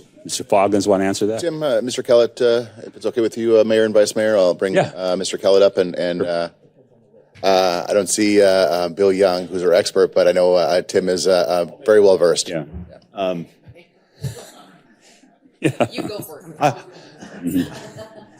it. The question was about repair of the roads. Just repair the road. But, if we have to do mill and fill, whatever, we did 2 miles of Jamaica and it was $2 million. That's where I got that figure from. Yeah, you're in the ballpark. It really depends on what your preconditions are more than anything. How large the road is, right? So Jamaica is obviously one of our wider roads. So you need to say that's a 5-lane road, a $2 million, 2 mile. That's where you get that. So you have to kind of be careful. If we're doing little laterals and stuff, sometimes your mobilization costs will start shooting it up. Generally, it works out well. Turns out it kind of works in the water industry too. It's about $1 million a mile to do a new pipe and put the road back to a somewhat usable condition. So that's about right. So based on that information, we have 800 and something lane miles in Lake Havasu, correct? So this slide, we're just woefully underfunded with these. I mean, the HERF funds and the BLT taxes and so forth just don't even barely put a dent in what we need to do. So I think as we prioritize the budget, we have to look at that because I don't like to be put in a box that says, and I talked to the city manager about this, and we took it off the website. There was a survey that went out, and it says roads are important, and so are athletic fields. Choose one. I said, please, Mr. Manager, take that off. And he did. He took it off. And we're coming up with some ideas because it puts us in a box. If we say we want roads, you're not for kids. If you want kids, you don't want for infrastructure. So we have to figure out I said, let's word it where it says roads and infrastructure are daily, everyday occurrence. We know we have to take care of those every single day. Top priority. Here's maybe 10 other things. Include fields, include whatever. Pick the other 3 top items. But don't paint us in a box to try to pick one of them. So with these numbers here, this is the reality. We are woefully underfunded, or don't have and it's not just us having the money. It's based on what people are buying gas and so forth. But we have to figure that out. I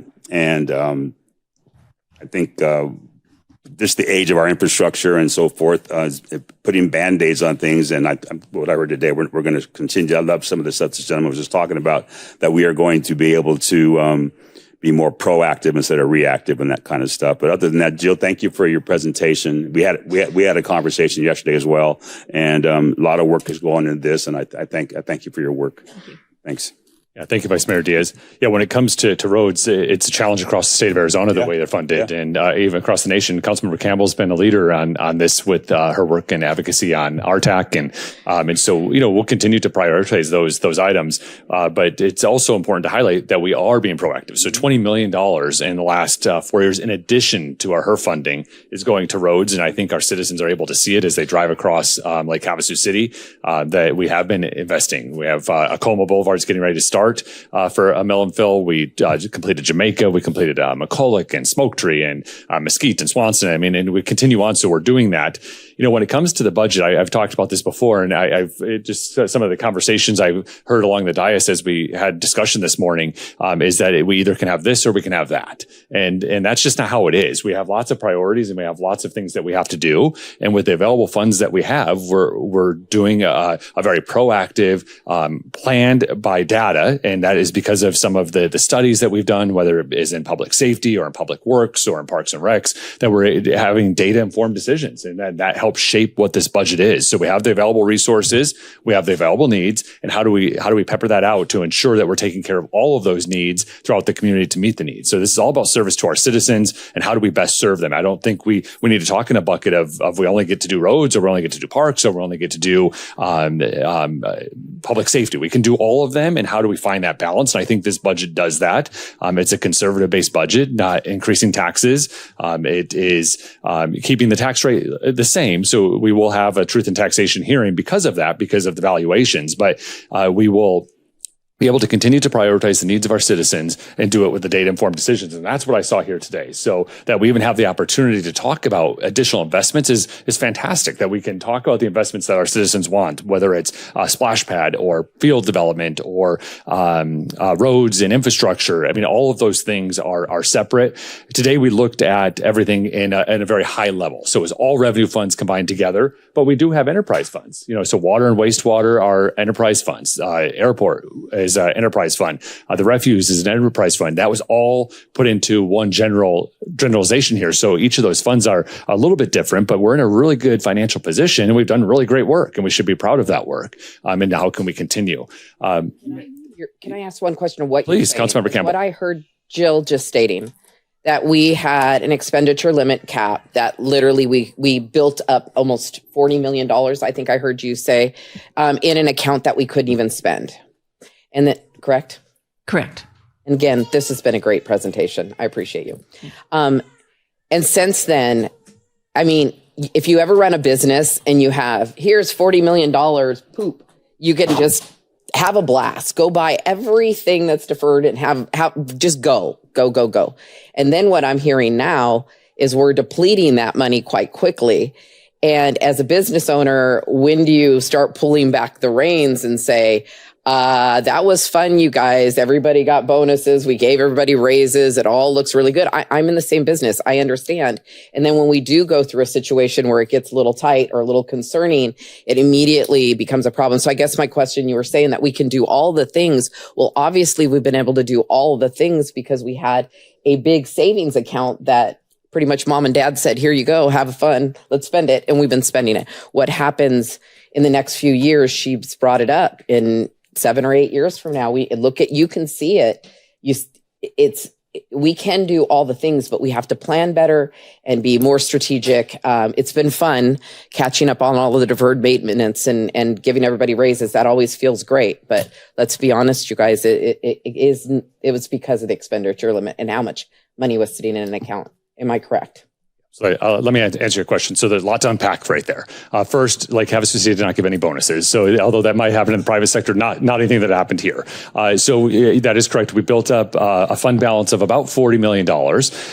And that was back in the 2018 timeframe. And so we've been prioritizing through this planning process. So what we have in front of us is our budget for fiscal year 27. And then we also have our CIP budget for 5 years. That's planning. So beyond the 5 years, we also, when we did our utility rate study, we went out 10 years and 20 years. So we are planning for what the future is. We spent down that fund balance. I mentioned earlier, we have invested $20 million in roads, $20 million. So the fund balance went from in addition to our regular HERF funding. So in addition to the $20 million in roads, we now are down to about $20 million is what I heard in your presentation left in that fund balance.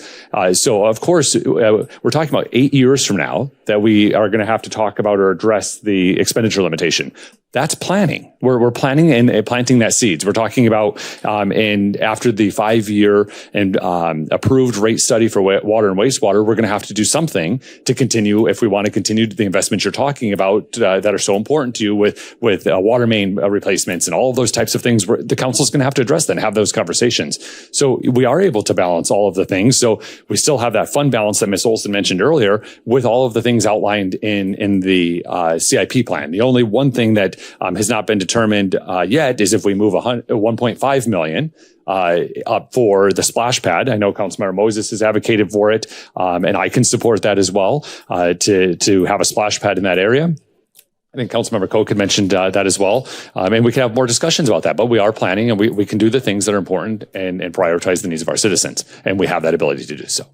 Mayor? Yeah, Mr. Knudsen. If I can just add, we talk about the funds the city had available largely due to the expenditure limitation back in 2017, 2018 timeframe to the tune of about $40 million.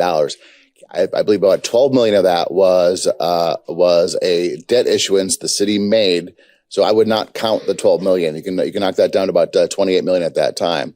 And also keep in mind at that time, we didn't have a proper reserve, budget stabilization reserve. The council with the foresight and direction that was provided, we now have a 6-month reserve in place. We are a tourism economy. If something would happen, heaven forbid, with regards to our economy, we need to have the time to make decisions when it comes to possible cuts across the board for city services and city employees and whatever that looks like. We need to have that. So back in 2017, yes, for $40 million, 12 of that was debt issuance, and we didn't have the proper reserves in place. So we now have a 6-month reserve in place to make sure that we are in a good spot if something terrible would happen through the economy. In case of emergency, break glass. We now have that ability to do that. We did not have that in 2017. So putting that in perspective as well too. Thank you, Mr. Knudsen. Yeah, invite. Thank you. I do appreciate hearing that. Okay, perfect. That's good. Yes. In the next, the debate. Now, if we're having an open conversation. Your time is over. We're on Vice Mayor Diaz, but I thought we were okay. Well, Vice Mayor Diaz has a question. Splash pad or a swimming pool. My question to all of you guys was why all of a sudden is the splash pad more important than the swimming pool that we were talking about? Sure. Yeah, and we'll have that discussion. Vice Mayor Diaz? Yeah, I had a couple of questions here at the top I forgot to ask. So in regards to fire station number 7, it's on there at $8.3 million. Are we sure we could get that done for that price? I mean, are we confident? Mayor, Vice Mayor, we've worked, that's the 8.3 is the carry forward that's left within that fund. We should have a guaranteed maximum price that we're waiting on the next week or two. And at that time, I can say with 100% certainty as we bring that contract to council with that number. Mm-hmm. But all signs point in the right direction. Okay, thank you. I appreciate that. And then in regards to the bed and breakfast tax and the bar and restaurant tax, I know we give $2.1 million combined between PED and Go Lake Havasu, and we take in 4.2. So does that other 2.1 million just get put into the general fund? Mayor and Vice Mayor, so that those are like tourism dollars, and the council's direction was that there would be a tax collected through a restaurant and bar and through the bed tax that's got to be used for tourism. We start looking at and economic development. We start looking at the impacts to the city when we have tourists in town, which is a great thing. That's an increase in levels of public safety. So our population says it's a 60,000 population, but typically we have 70 to 80,000 people in town at any point in time. So we're using those dollars specifically for public safety in the budget, and that's the nexus there. Okay, and then lastly, would it be possible to get some kind of a spreadsheet that shows the maybe go back just 10 years and that shows the salaried positions, number of positions we've had with the city, and compared to today, and number of positions and the total salaries? Because I was under the impression that we had a lot more growth in salary and positions, and now I'm hearing that we had less. So just for information to have. Mayor, Vice Mayor, certainly we can pull any information that you like. The information that Jill and Angie provided today was over the last 4 or 5 years, the last 4 years. You want to go back to the 2000s? Well, I was going to say, go back 5 years. 5 years. Yeah, we have that in front of us. is there anything in addition to that that printout that you have there that goes back that, or is there anything more that we can provide for you?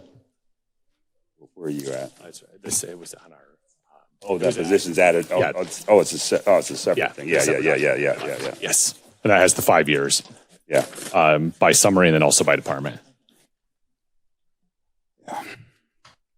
I'll analyze this. We just got this today, right? Yeah, so I'll analyze that and we'll have further conversations. Thank you. Okay, thank you. All right. This is a public hearing. Would anyone like to address the city council on this item? So this is an opportunity for any citizen or any resident that would like to engage in the conversation, share your viewpoint, what you think about the budget or priorities you'd like to see. Just make way to the podium and state your name for the record.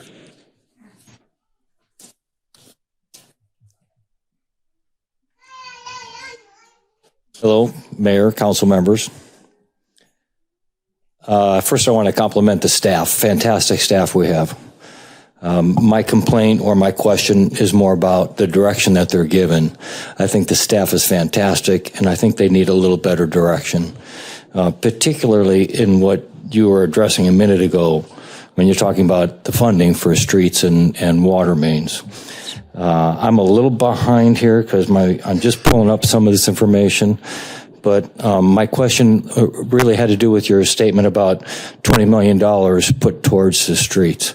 So what year's range are you using that $20 million range for?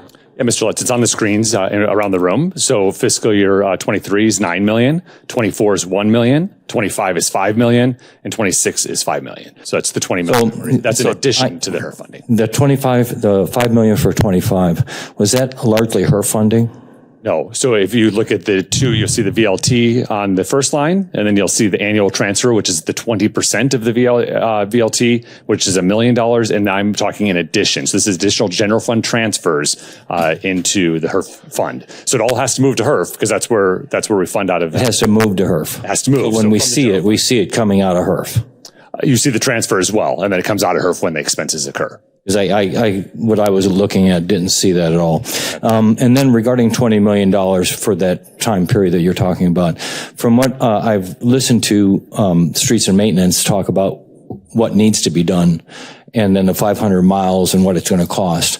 If we were to transfer that into a 20-year plan, we're going to need $20 million annually in order to cover the kind of streets that we have here. So, like someone mentioned, woefully underfunded on streets and maintenance, let alone, that's not including the water main situation. And back to the water main situation, I really don't need to get off of streets yet, but I mean, that's pretty astounding that we need to invest $20 million annually to catch up to where the streets should be. Mr. Lutz, where are you getting the $20 million annually that you need? Well, if you were to calculate $1 million a mile and how many miles we have over a 20-year lifespan of the roads, I could present that in a presentation for you, but that's what I'm getting at. So when I see y'all spend money on parks and recreation, and I don't see any real a grant request for streets maintenance and what more in particular water mains, I just wonder where our focus is. And that's and again, this is not with the staff. Staff does what you tell it to. So when we see that you're all focused on parks, that's great, but I want to see the focus on streets maintenance and water mains too. And back to water mains. When he was talking about water mains, he's not talking about replacement. Maybe there's a replacement procedure on maybe a coma. I hope that's what's going on.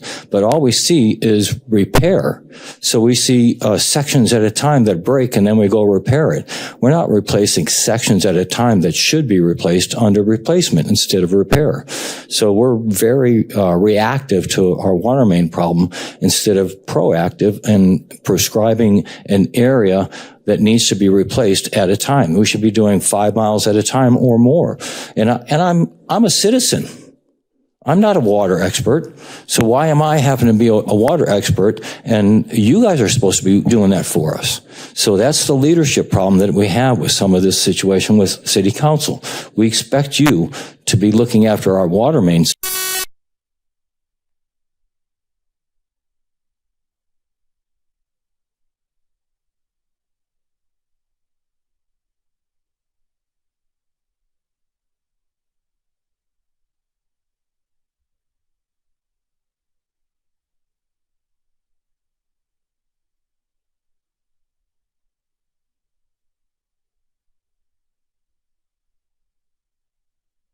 goes.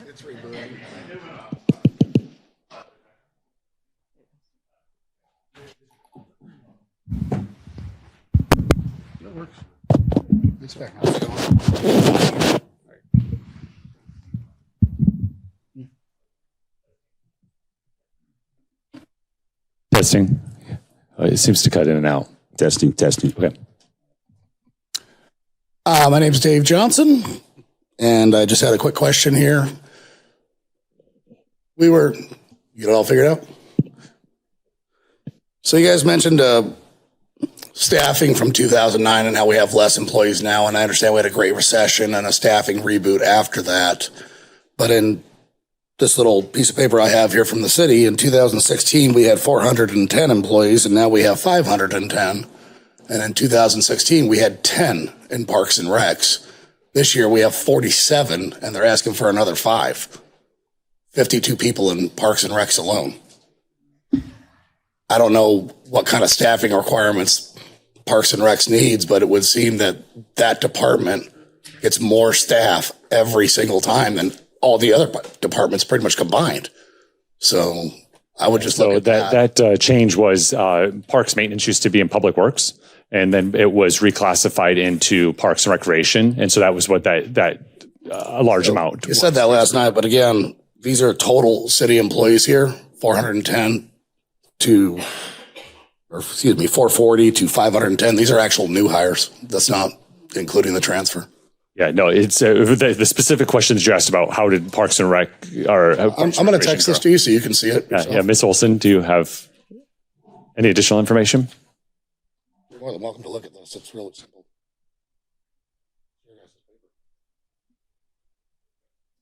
That's total city employees. That's how many per department.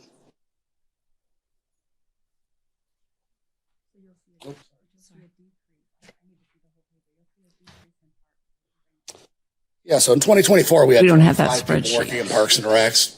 25, we have 47, and now we're asking for another 5. That'd be 52. I don't know how many people it takes to run Parks and Recs, but it just seems like it's a little out of control. And I'm going to leave it with this. You guys are flirting with a budget that's over $250 million, and you guys have unknowns of potentials of $6 million going in and this and that going out. Just give the kids the water park, man. It's $1.50. You can find it. I know you can. I got faith in you. Thanks, guys. Thank you. Would anyone else like to address the City Council on this item?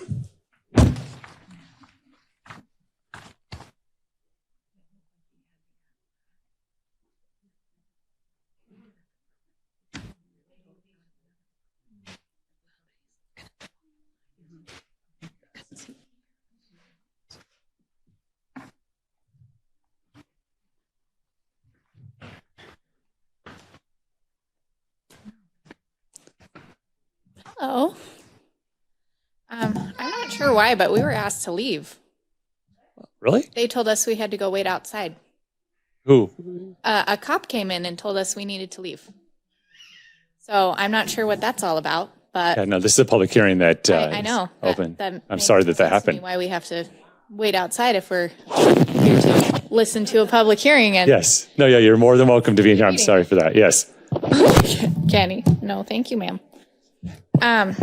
So I understand that there's problems with the infrastructure, and that obviously needs to be fixed first. And there's all kinds of stuff that is very important. But I just want to say, don't write our kids off. I know that, there's a lot of things that are important to the budget, and that our children aren't contributors to society because, they don't pay taxes, they don't vote, but they are the future. And, I know. In a world where a lot of kids are stuck inside and rely on technology, especially in a hot climate like this, I feel like it's really important that our kids have safe outdoor spaces to play. And, we get a lot of comments on the Facebook page, community page, that say, just take your kids to the lake. Why should it be my problem? Okay, well, why is it my problem that, we have to pay for parks? Go walk your dog at home. It's the same thing. Why you like to read and go to the library? Well, I shouldn't have to pay for that either. Buy books on Amazon. It's kind of difficult when, Okay, Kenny. as you can tell, my kids don't like being stuck at home. They like to go out and do things, and I do take them to the lake, and we go to the park every morning. So it's important for us to have places to play. But we've also had friends come from out of town, from California, and they go, "Oh, do you guys have a splash pad that we could take the kids to?" And I have to go, "No, not really." So I just want you to understand that I know there's lots of things that need to be fixed first, but also just try to keep us in mind. Can I make a comment? Yeah. Did you hear the same thing, that Campbells don't care about kids? Yes, you did. Yes, you did. I've heard lots of things about lots of people, and I'm like, I get it. They have other things that are important. But the part is that if you know, I don't think there is a youth organization that the Campbells or my family hasn't been a part of. So that's really disturbing. And I noticed you're looking at me through the whole thing, just pretty much saying, you don't care about my kids, because that's the rumor going around. And I mean, there is nothing in the city. I can't, maybe there's a couple organizations that we haven't either donated, supported, built. And I also even helped to save music and arts in our schools. So I'm a little offended that that's the rumor right now, that she only cares about roads. She's trying to, so I apologize that you had to hear that information. And I hope that you actually do a little research about our family, that we do really care about your kids. And I'm over here trying to work deals to figure out how we can make it all work with the fields and everything else. So, yes, for all of you again that heard that out there, that's not true.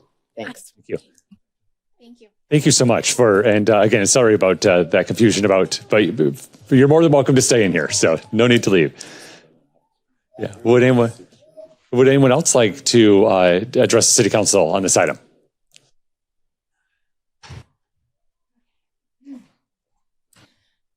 All right. Good morning, Mayor and City Council members. My name is Kristen, and I'm here today as a mother and as someone who has built a community of local families here in Lake Havasu. I want to speak on the importance of finding more family-friendly spaces in our city, specifically a true public splash pad and more outdoor recreation opportunities for our kids. Last year, I was at this meeting, and a splash pad was included in the capital improvement plan, and this year it disappeared. At the same time, we are finding millions of dollars for road projects totaling about $5 million, yet somehow we cannot find funding for something as simple and impactful as a safe place for our children to play outdoors in the summer heat. And I understand that some longtime residents question why tax dollars should go towards another splash pad because we already have one.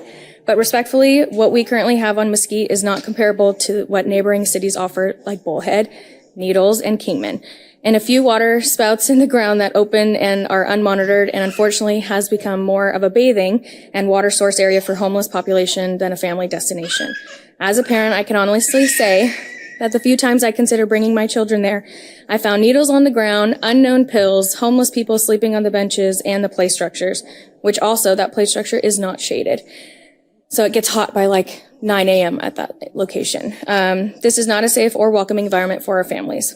Bullhead City has done it right. They created 2 clean shaded fenced splash pad areas designed for families and a pump track. Needles and Kingman have similar features. And I often hear, when we were kids, we didn't have splash pads. We just used our imagination. But these spaces do encourage imagination. They encourage movement, social interaction, and outdoor play. They get the kids off the iPads, away from TVs, and being outside, being active instead of being stuck at home. Another common response is, we have a lake, go enjoy it. And we do. My mom group hosts beach days regularly. We support local parks and outdoor activities, such as the Parks and Recs trailer that you guys added, which has been amazing. But having the lake should not exclude families from having the same amenities that surrounding communities already prioritize. The surrounding cities like Bullhead, Kingman, and Needles have invested in shaded, clean, interactive water play areas because they understand that families matter. Recently, I shared a public form on many of the Facebook groups and in my mom group to sign if they wanted the same things that I'm wanting, and I received 436 signatures in support, along with 144 written responses directed towards what they would like to tell you guys if they could, because obviously these meetings are pretty hard with our kids.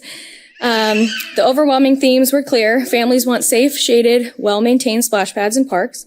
They want more indoor recreation options because of this extreme heat. They want youth programs, sports fields, bike spaces, and places where teens and children and babies and toddlers can safely gather and stay active. Many families also expressed concerns about the condition and overcrowding of current facilities and a desire for more transparency and community involvement in how projects are prioritized and funded. I emailed all this information, including signatures and resident feedback, to every city council member and the mayor, and the only ones that actually said anything back was Mayor, Cal, and Cameron Moses. So I truly appreciated that acknowledgement because these families simply want their voices heard. Most importantly, people want to feel like full-time families matter just as much as tourism and snowbirds. And while I appreciate that Lake Havasu has invested in things like the skate park, I'd also encourage the city to think about adding a family recreation option like a pump track where bikes and scooters can use it, another way to get kids active and outdoors. I mentioned this last year, but adding a shaded cover to the swings in the sand over at Rotary Park, or adding a stop sign or a crosswalk across from Angler and Avalon, across from Avalon Park. There are many families and people who have dogs, because there is a dog park there, that walk from the neighborhood over there and ride bikes. So I live right over in that area. I see how fast people drive down Avalon. It is unsafe, and I see kids walking across, jaywalking, because there's no other area to cross because we don't really have sidewalks here. Families are not asking for luxury. We are asking for clean, safe, intentional spaces where our children can play, connect, and make memories in the community we call home. If we want young families to stay here, invest here, and build their lives here, then we need to start investing in them too. Thank you for your time. Thank you so much. Would anyone else like to address the city council on this item? Mayor, if I can real quickly, and I understand why the gentle lady that addressed us talked about being asked to leave.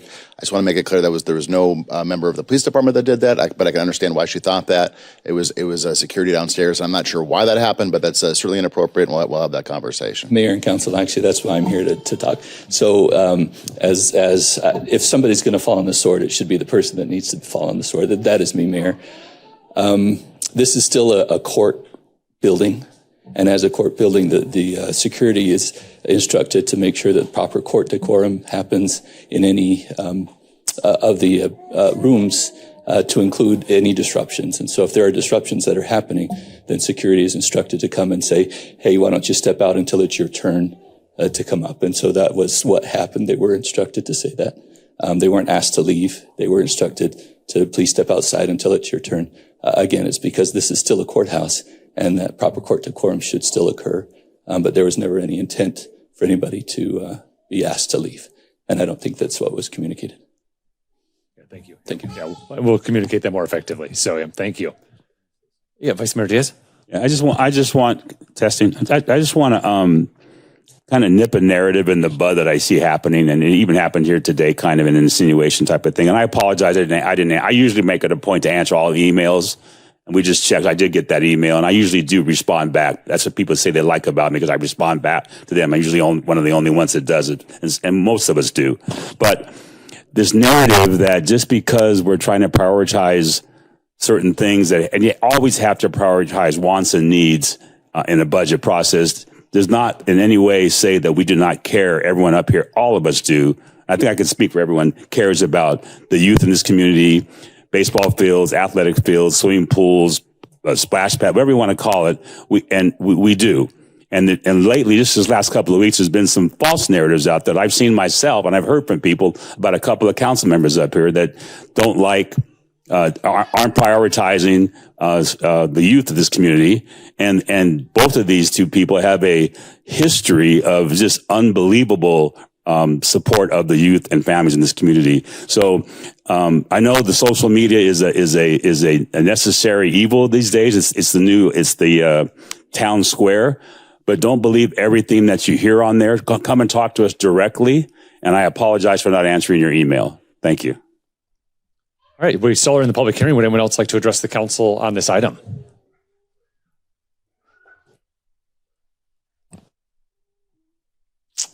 Thank you, Mayor and member of the council. My name is Donna Bess Carlton, and I'll be real brief, believe it or not. We have a lot of needs and wants. I've lived here since 1969, and it might be time for people to put their money where their mouth is. We're going to have to look at raising rates, taxes, water sewer rates, whatever it's going to be. If we want these things, I, for one, would be willing to pay a little more to continue and retire in a community that is blessed with all the amenities that our families need, whether it's roads and the water lines fixed under those roads before they're replaced, or whether it's fields, parks, splash parks, a safe area, a wonderful place for our elderly as well as our children and families. So I'm just saying, I'd be willing to pay more. I know that's not always a good thing to say, but it's been a long time, and it might be time. Thank you. Thank you. Would anyone else like to address the council on this item? All right, seeing none, we'll close the public hearing, bring it back to council for any final wrap-ups. One thing that we do need to wrap up is the splash pad. So that would be, Mr. Knudsen had mentioned that they can make some adjustments to that budget to prioritize that $1.5 million. I would be in support of that. Councilmember Moses, I know you're in support of it since you proposed it. I don't know if you have any additional comments. We'll just make our way down the dais. You want additional comments or just weigh in? Weigh in if you are supportive of that. Yeah, I'm supportive of the splash pad. Obviously, I'm interested to see how we get it done because it needs to be responsible. So where we put it and all that stuff, I'd like to see. But I just want to throw it out there because there was a comment made that we're not talking about roads up here. Only one person's talking about roads. We're not talking about roads up here because we all agree. We've all been putting money towards roads for the last, as long as I can remember. That was one of my biggest things when I first started on council is seeing what we need to do. And so I'm right there with you. And the reason why we raised water rates, which wasn't the most popular thing, but we raised the water rates so that we can afford to do these improvements to our water infrastructure when we start working on roads and all that good stuff too. So I think we've been doing the prudent work. I'm unlike you, Ms. Campbell, where I don't have expert boots on the grounds. Not in my family. I don't know anybody, so I have to go find them, and so I've sought them out, and people that I trust within the water department and road department and all these people. And I literally this week, I said, hey, I'm going to make a push to have some, to include the splash pad in the infrastructure. Are you sure that our roads and our water infrastructure isn't in a dire situation? And he says, well, I will never, we're never going to turn away money. It's an ongoing thing. It's not as doom and gloom as what some people make it out to be. We have issues, we fix them, but it's not as doom and gloom as what of what it's sometimes made out to be. I don't think we should do roads or parks. I think we can do both, and I think we've been doing both. We've done a lot of roads lately, and so it might look like we're now pushing for only parks. That's not the case. We just haven't done parks in a little bit. We've given them some money to do improvements and take care of our existing people. And take care of our existing infrastructures. But I like the path we're on, and we'll continue to do both. And that's that would just be my message. Thank you, Councilmember Moses. Councilmember Koch? Yeah, I would support working on that splash pad. And again, just another big thank you to Jill and the rest of the staff.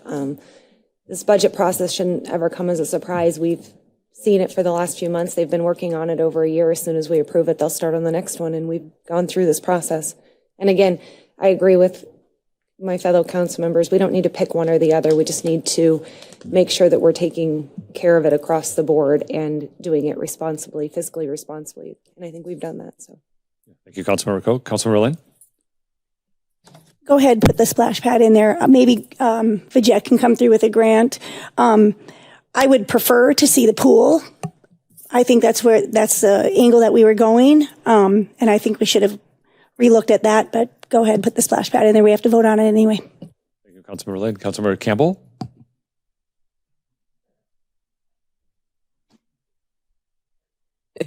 I don't know what happened to the pool. It's still in the budget. Yeah, so but it got pushed way back. And we had the place packed full of people that wanted a pool. I had all the data in the world that we need pools. And now we pushed the pool back, but we're going to do splash pad. I'm going to say no to the splash pad. Okay. Hey, Vice Mayor Diaz? And kind of the same kind of a sentiment. We had the pool there. We didn't get, and that's another false narrative that we canceled the pool at the last, whenever that happened, when that came up to at the council meeting. We didn't cancel the pool. We just put it back into the CIP for the next fiscal year. And then now that got turned back to 29-30. So, yeah, but if Bizette can get a grant and hopefully help supplement the splash pad, that's fine. I hate feeling like if we vote no, you're not for the kids. That's nothing is farther from the truth. But if that's the majority of the council wants to do that, I'm fine with it. Thank you. Yeah, so just the splash pad has always been in this budget. It just was grant funded. And so I think the request that Councilmember Moses is asking is to fund it with general fund dollars, put money behind it. That'll allow some opportunities for partnerships or seed money for grants if that's an option. And again, this is a high level plan. So, our commitment now, it will come back before council for council's final adoption at the time that it's ready. Yeah, Councilmember Lynn? Yeah, I didn't want to say this, but there was never a talk about a splash pad until we came to a retreat and we were told we were going to get it with grant money. So we gave this vision to our community about this splash pad.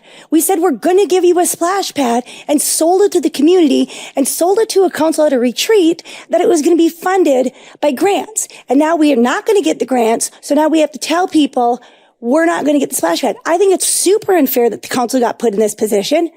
I really do. I think it was really, really unfair to put us in this position because we weren't talking about splash pads. We were talking about pools. So I'm going to vote on this or approve whatever you want to do, but it's not fair how we were put in this position. This was not an item that the council brought. And I would add one thing. We have to be, and I agree with that 100%, because we have to be careful how we word things to the council, because it does puts us in a bad position. Because at that retreat, we were told there was a grant for the splash pad.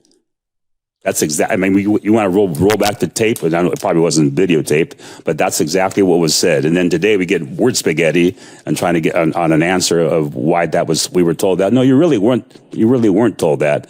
But, and I hate being put in that position, because I don't want to be put in a position unfairly that we don't care about kids. And I've got 3 grandkids, and I raised 4 kids myself, and was a baseball coach and a high school coach, and nothing can be further than the truth. So let's just move forward, and hopefully we learn from this mistake.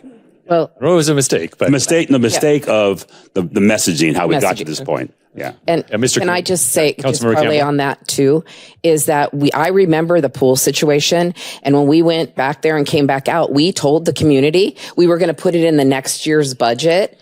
And then I had council members call certain people in the pool industry, the pool people, and said it was Nancy Campbell's fault that you didn't get your pool. That's what they said. And I'm like, what? So I'm over here trying to advocate for the pool, because we've now pushed it back 3 or 4 years. So I'm just getting it out there to everybody that's here. I advocated for the pool over the splash pad. All right. So if you're getting phone calls that Campbell didn't want the splash pad and she doesn't want the pool because she doesn't care for kids, I don't appreciate that either. And that needs to stop. And we know who that is. So, again, the messaging is wrong. I'm confused. Are you guys confused a little bit? We told the community that we're going to put the pool in the next year's budget, and we're turning around and spending, it's going to be at least $1.5 million for a splash pad. What's being considered is the $1.5 million in the budget. So that's all that will be able to be spent on that with the current budget as it is. When it comes to the pool, what we're adopting is a 5-year CIP, so it gives clarity and continuity for a long-range plan. But we're really focused on this next year. So there's no reason to say that the second pool can't move up next year, not fiscal year 27, but fiscal year 28, if that's the will of the council at that time. Mr. Knudsen, did you have a comment? Yeah, if I can, Mayor, Vice Mayor, members of council, aside from the conversations in terms of this is just purely an operational and just to make sure that we're all on the same page in terms of conversations and direction and so forth. Nothing else. At the time of the annual planning session, the question from staff, from me directly to council was, does the council want to identify funding for the splash pad or should we pursue grants? We can't make any promises on a grant application. We don't know if a grant application is going to become available, and we certainly don't know if a grant is ever going to be successful. So it's a similar type of question that we're asking today, or council's providing direction today. So I just want to make sure that we're perfectly clear on this. So the question is, the splash pad continues to be in the budget.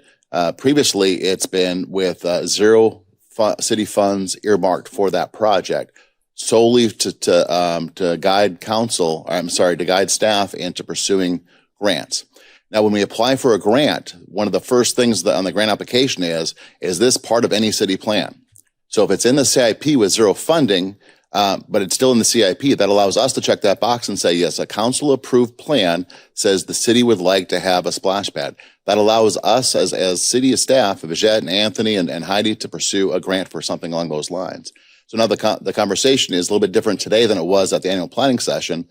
Does the council, and that's what I'm hearing, is the council wants to identify general fund dollars in the CIP for the splash pad. And I say that just because I want to make it perfectly clear where we're at with all this in terms of a grant pursuit or not pursuit or all the rest. So the question that staff needs answered and the direction needs to come from council to staff is, does the council want to see city dollars earmarked for that project? And Mr. Knudsen, that was the question I think we asked when we went down. So if what Mr. Knudsen's comments change anyone's position, now is the time. Mr. Mayor, I have a question. Lynn? How much? What does it cost to maintain a splash pad? Do we even know that? Like, we're going to put a splash pad in. What does it cost to maintain it? Where are we putting it? Because I don't think we even saw a location. I don't know where the bathroom's down there. I don't know where any of that is. And I'm going to vote on or approve something today, or I don't know where they're going to be.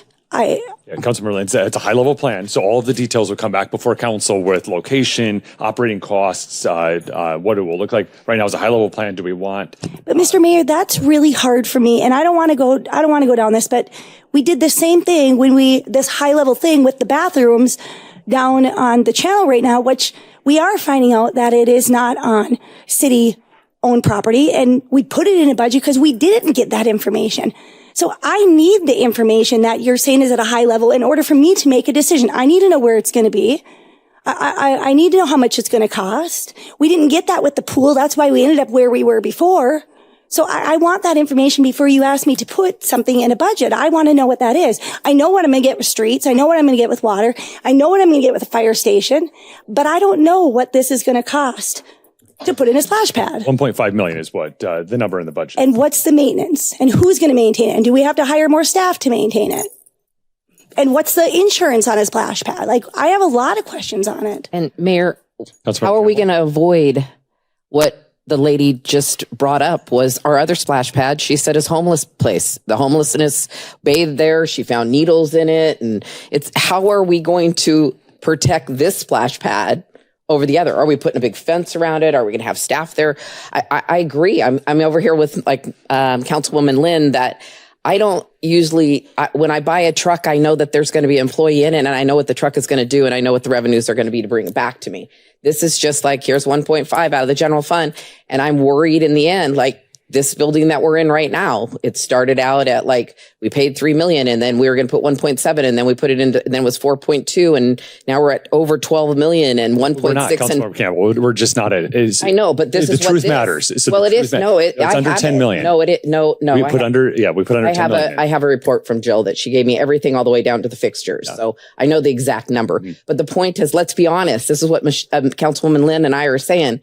Does the splash pad turn into like very high electric bills? And, you know, did anybody up here know that we spent $1.6 million in fixtures in this place? Those are big deals. We approve those. So the council should know that. The council approved those items.